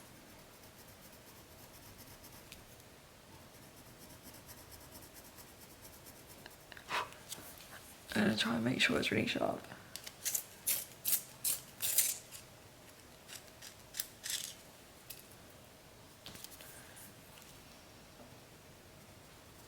I don't want it to look grainy at all.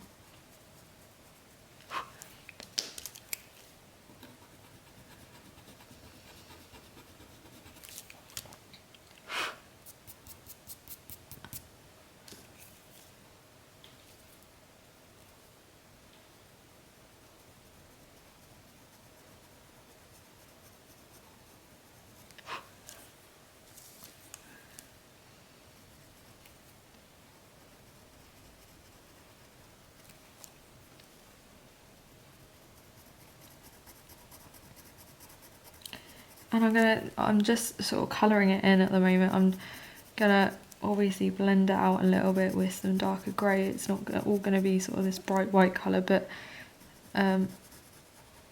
hopefully it will really make things start standing out, and it will probably encourage me realise that I need to balance the piece a little bit. So what I mean is I'm going to have to lighten up some of these areas if possible and make them sort of as bright as that area, otherwise it's going to look a little bit odd. So I'm going to grab my warm grey 2.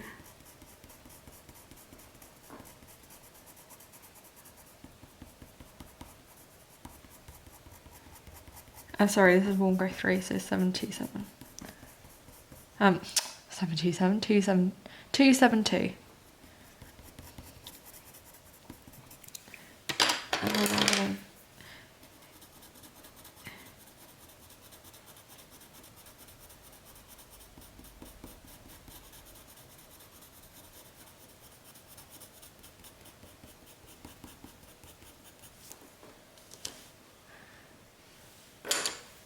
really make these areas really light, so I'm using lots of different warm greys. I've just picked up warm grey 1. Oh, the fridge has restarted.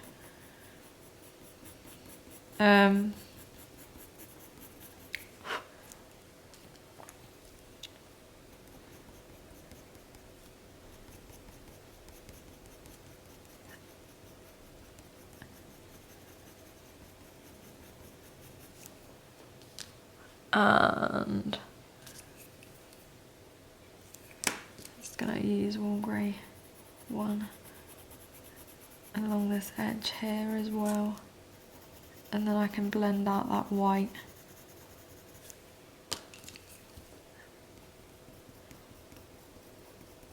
You know, you sometimes have those moments when you go, have I done the right thing? Should I have used white? Should I just not? I don't know. We'll make it work. I'm sure we'll make it work.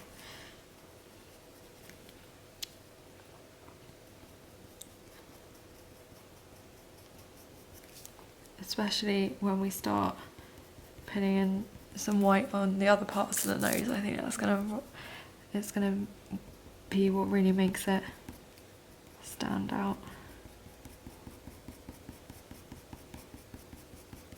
So obviously I've used some warm grey one as like a base.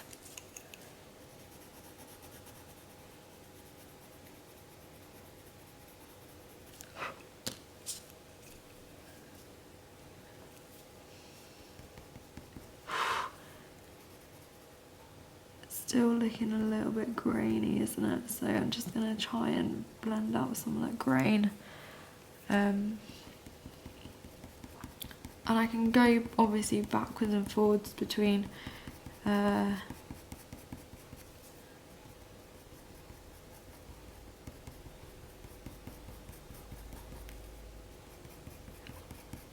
this white and some sort of other darker colours, but I think I'm going to try primarily use the white.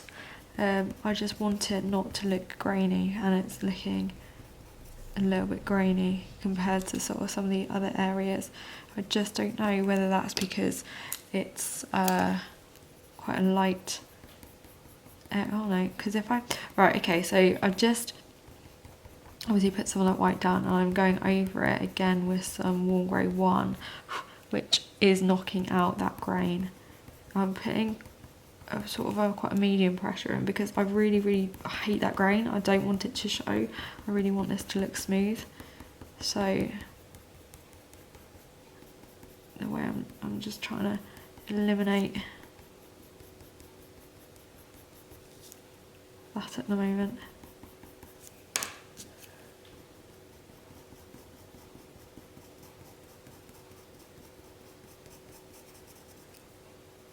Come on, go away. You don't need to be here, we don't need you.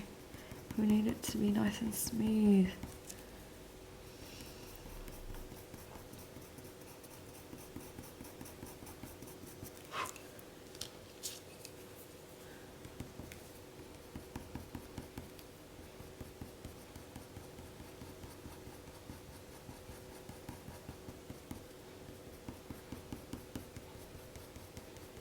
So I'm just taking the white, I'm sort of layering it up, sort of this lighter area here.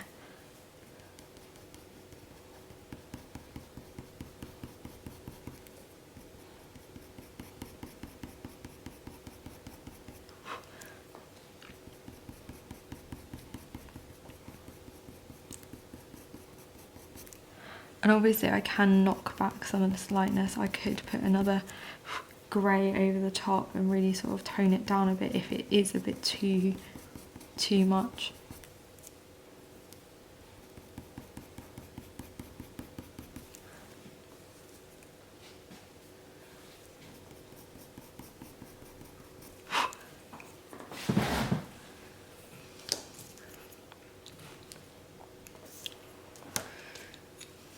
Right, I want to tone that bit down, so I'm going to use some cocoa, I think.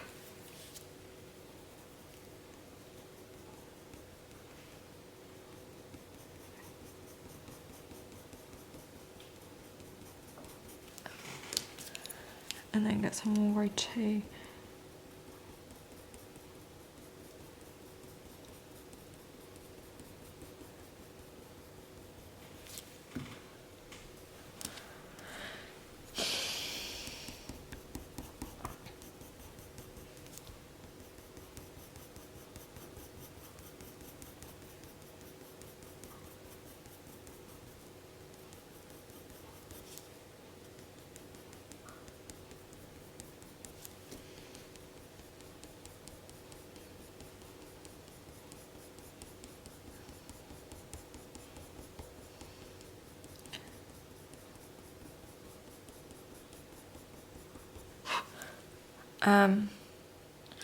Okay, so obviously it's very dark down that area, so I'm gonna I need to try and make this a little bit darker as well, and sort of like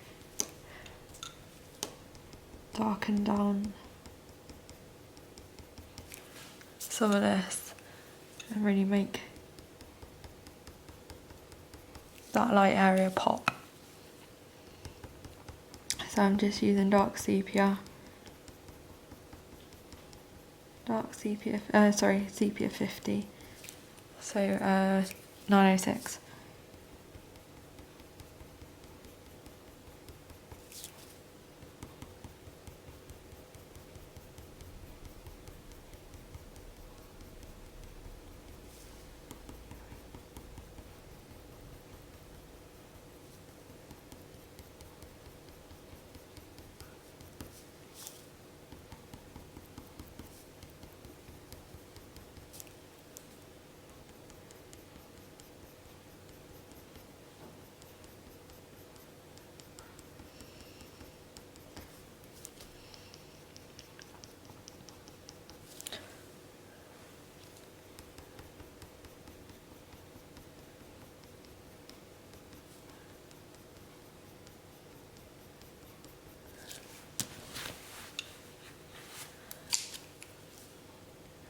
I'm going to take some cocoa and just try and run that over some of the areas as well, just to darken some of them down, so the light areas really stand out. That's what I want.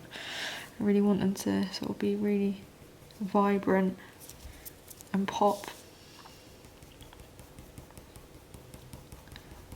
So I'm just going to take some cocoa down to top half of his nostril here.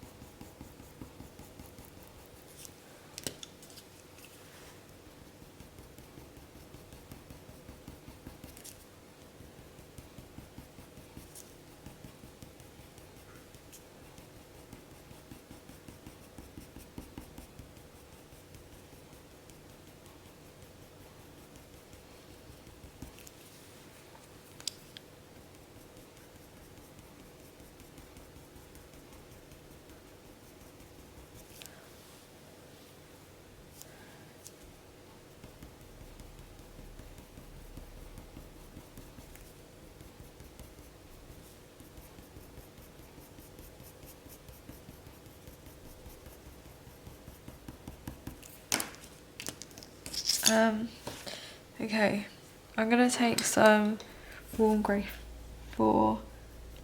I'm just gonna try and darken a little bit around his nose here.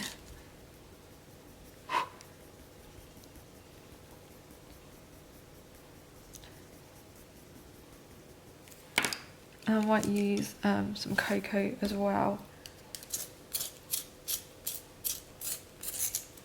I think what I need to do is I need to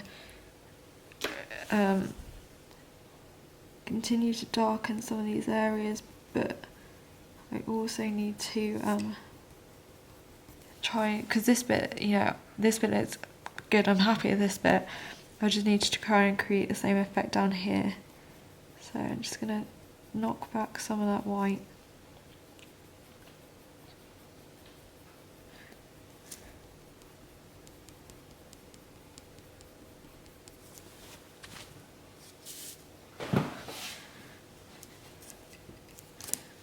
And I think what might be a good idea is to add some dark sepia. So this is sepia, this is a 175 from the Polychromos. And I'm just going to try and get the sharpest point for that pencil.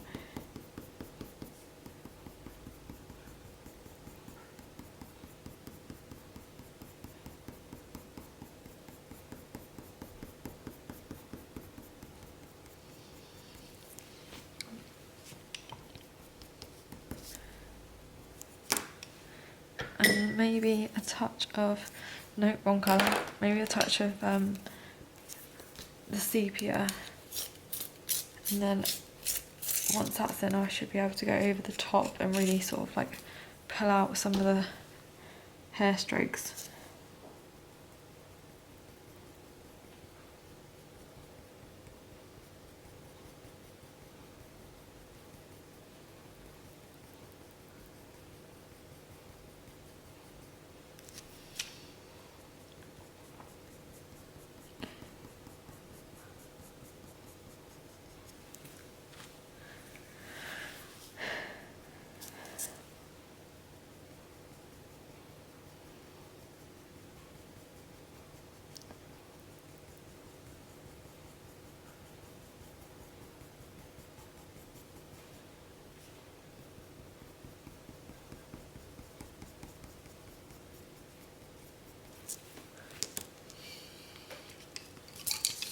Okay, right, I'm gonna take Warm Grey 3 and start putting in some layers over the top here, I think. Oh, sorry, that's Cocoa. I need to finish off in Warm Grey 3.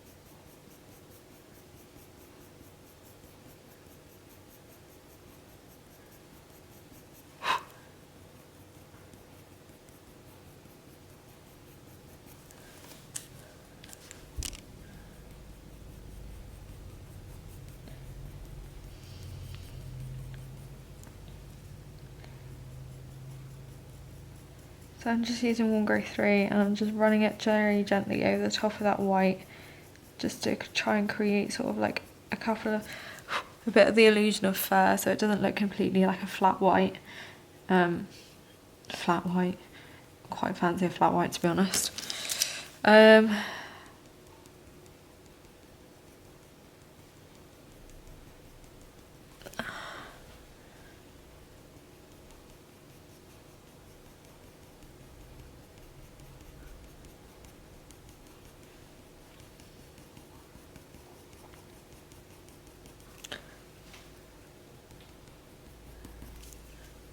Okay, I think what I'm going to do is I'm going to take my Warm Grey 1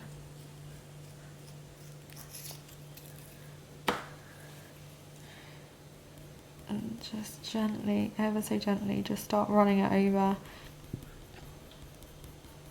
this bit.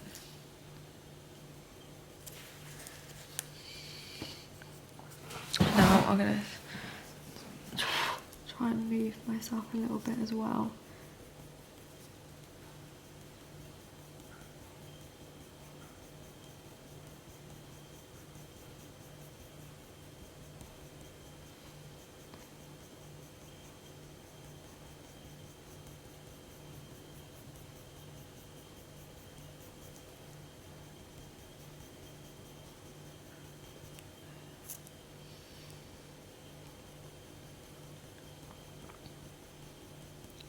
Now I'm really using the lightest pressure here to create some fur sort of lines.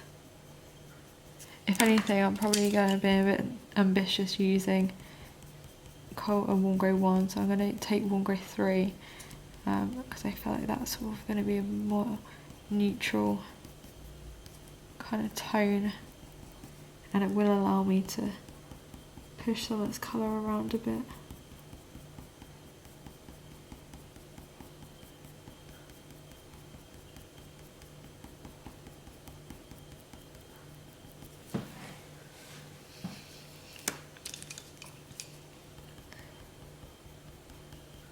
Just picking up my dark sepia again. Not dark sepia, this is a luminance, so 906 sepia 50. And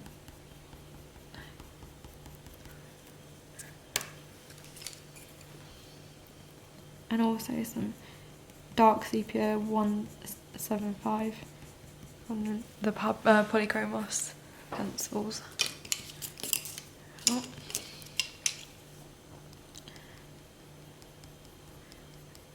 Just gonna use some of this warm grey one, just to sort of push some of this fur up.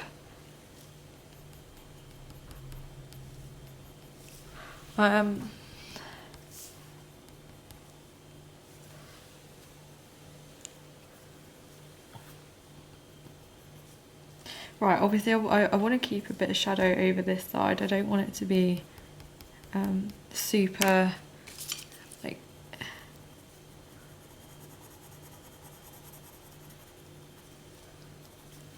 bright or whatever. So I need to maybe blend some dark sepia in a little bit more as well.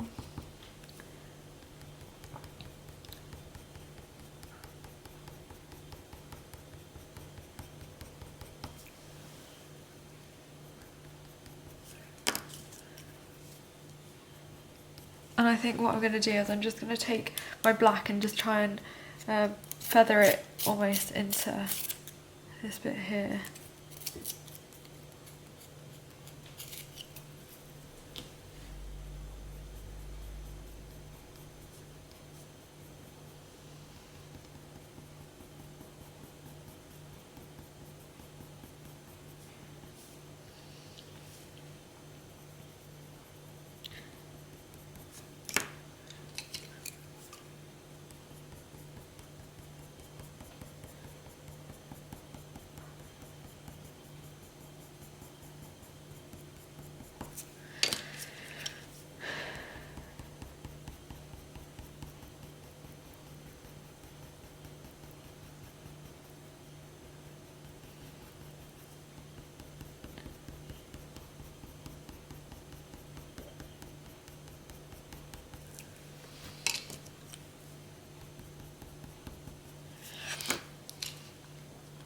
Right, I need to try and work out a way to sort of just put in a few darker lines across here. So I'm just going to use sepia and luminance pencil.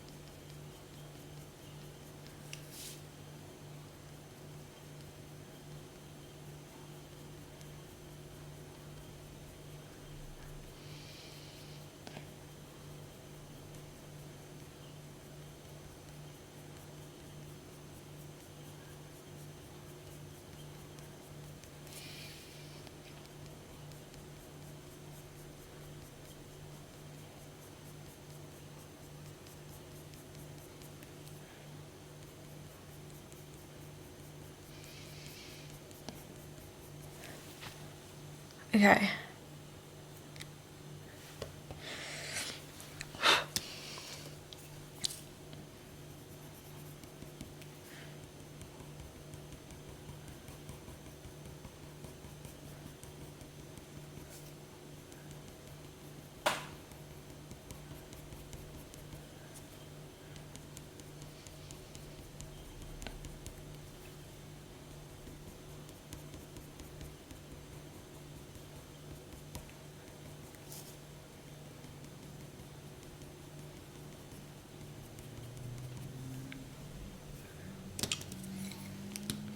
What I think I might do is I might try and blend it the other way. Actually, I might try and push some of this lighter pigment into the black.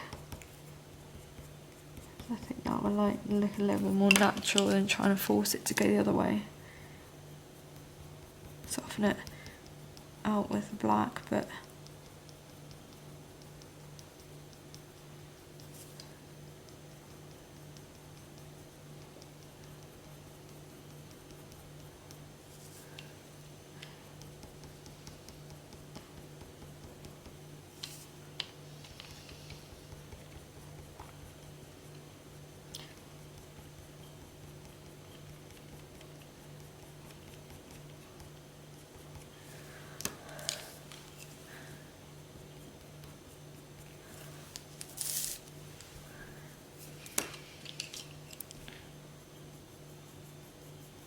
Taking my warm grey again. This is warm grey 3. It's a 272, which I feel like is the pencil I'm using the most really. And I'm just glazing it over the top. I'm just trying to darken some of these different areas.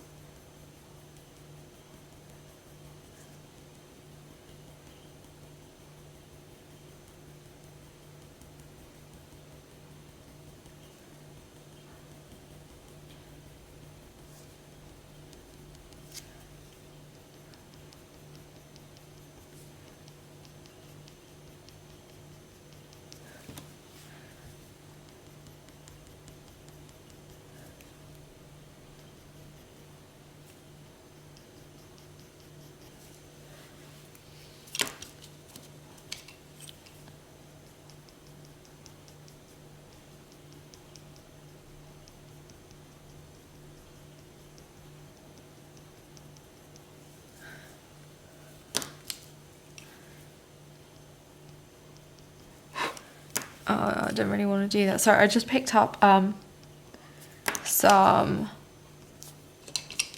dark sepia because I just wanted to almost like blend it over the top and just soften. Oh, there we go. That's a bit better. Right.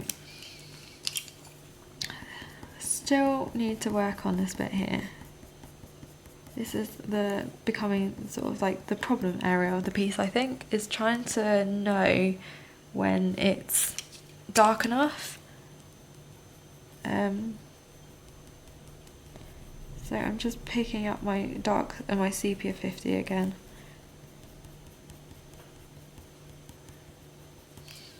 I don't think there's going to be a right or wrong answer. I think, you know, I'm just going to have to accept that I don't really know how to make it look any different. Because obviously that's going to come down there.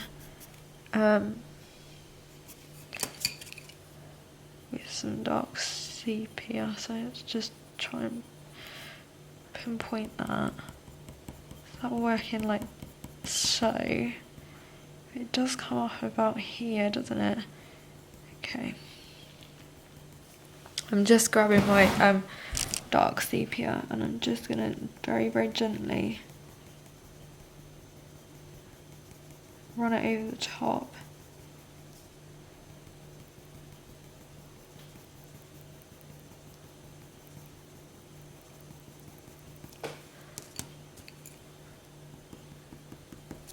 And then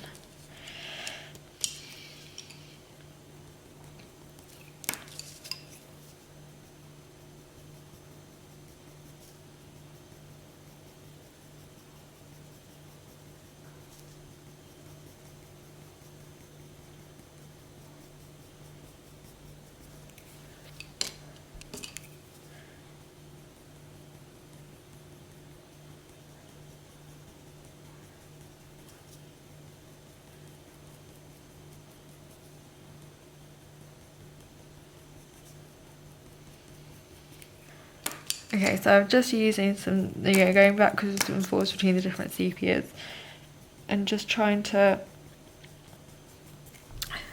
just make everything a little bit more smooth, really.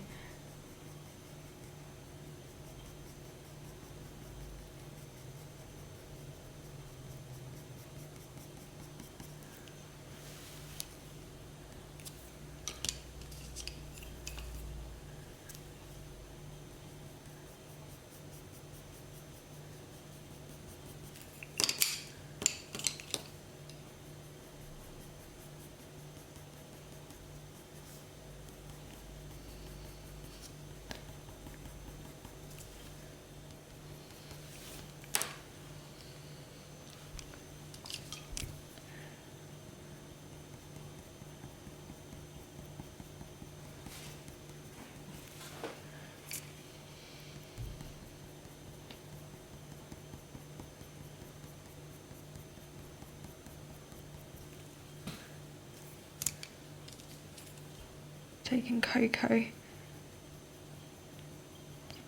just keeping everything going in the same direction.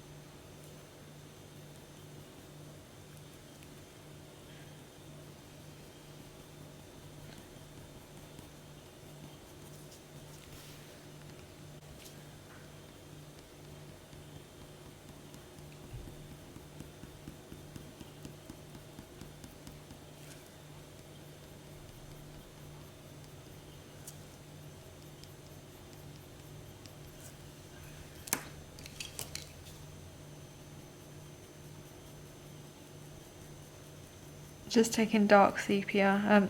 I keep saying dark sepia, it's not dark sepia, it's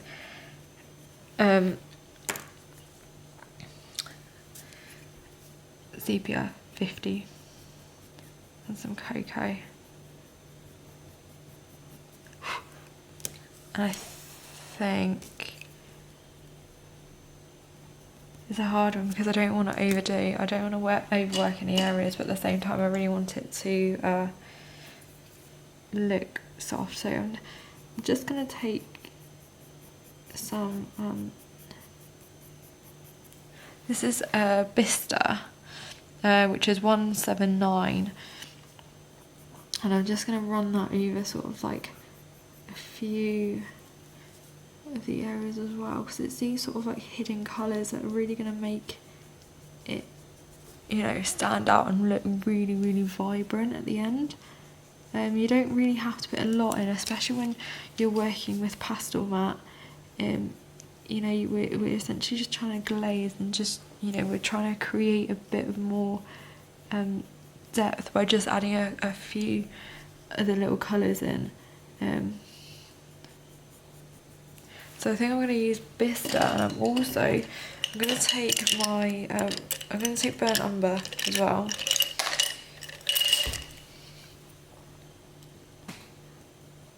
And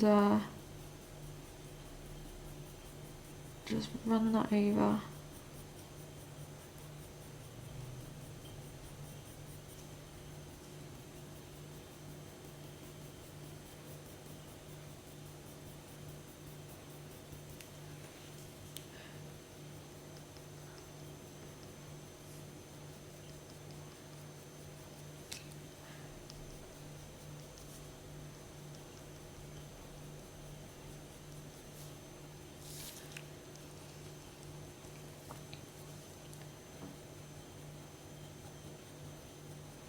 Feathering it up from the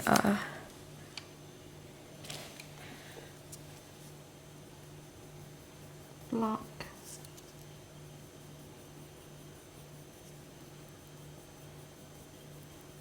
Trying to blend these two areas together a touch more. Okay, do you know what? I think I'm a little bit happier with that now.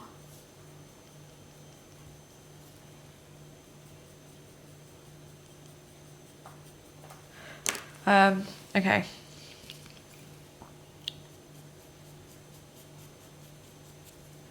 Let's blend it out over the top with some cocoa.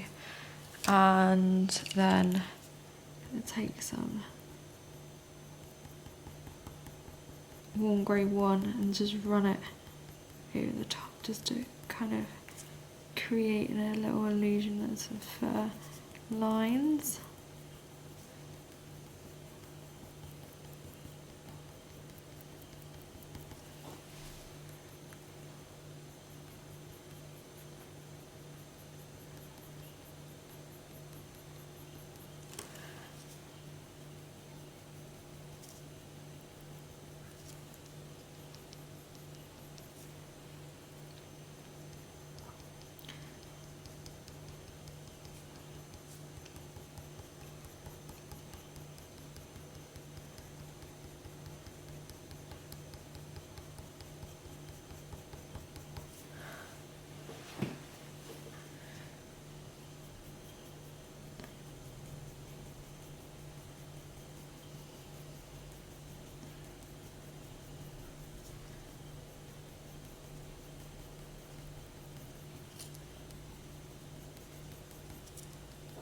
Okay, I think I don't want to like overwork it, so I think I'm probably just gonna leave it kind of round about there, and obviously I'll be coming down here and popping in some black and things. So obviously the end of his little nose has got a little bit of like darkness here, so I'm just gonna try and capture that.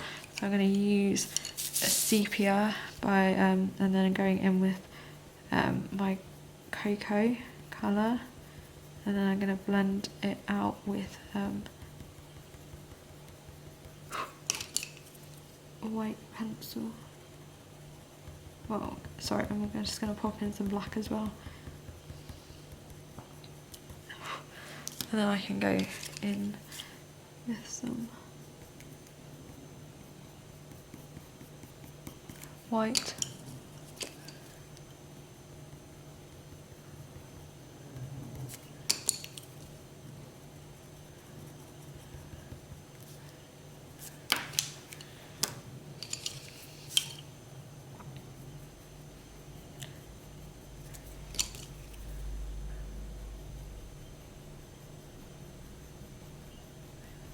Just picking up some sepia 50. I'm going to use that as my sort of like transition colour between the really light area here and the dark. So I'm just going with black, and I'm just going to put a layer of black down just above the nose here, and then I'm going to use a really sharp point in a second and really try and bring and push the black into the these little sort of nose hair here things here.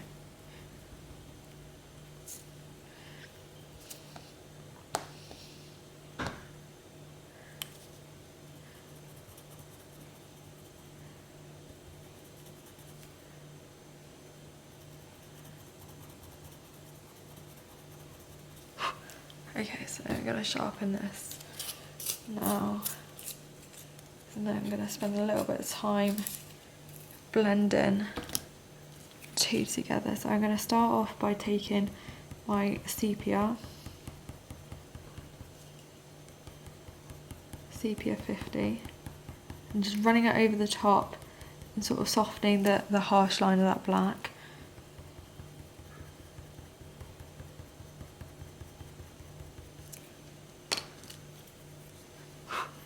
And then I can take my black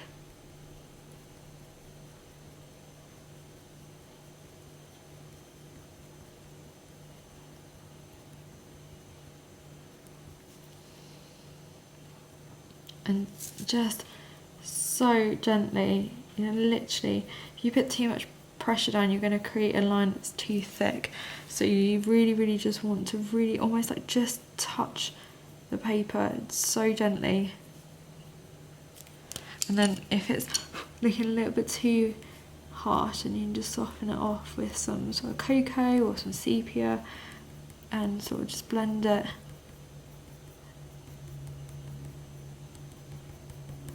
As you go. And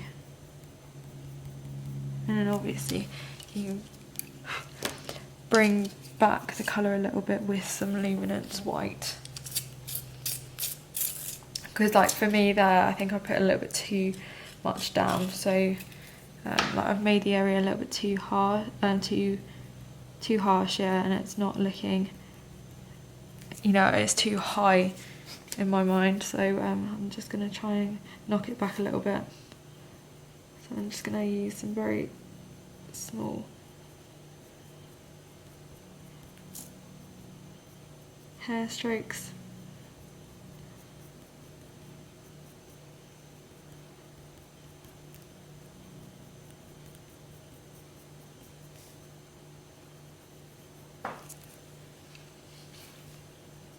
And already that looks a bit better.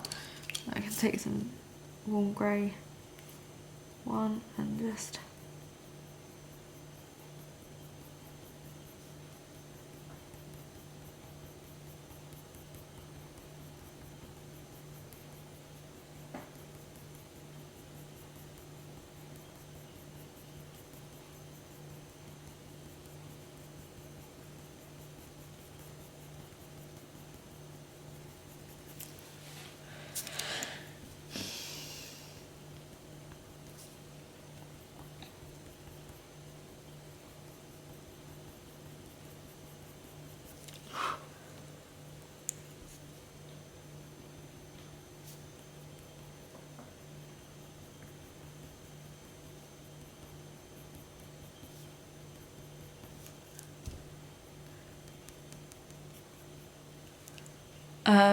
Okay.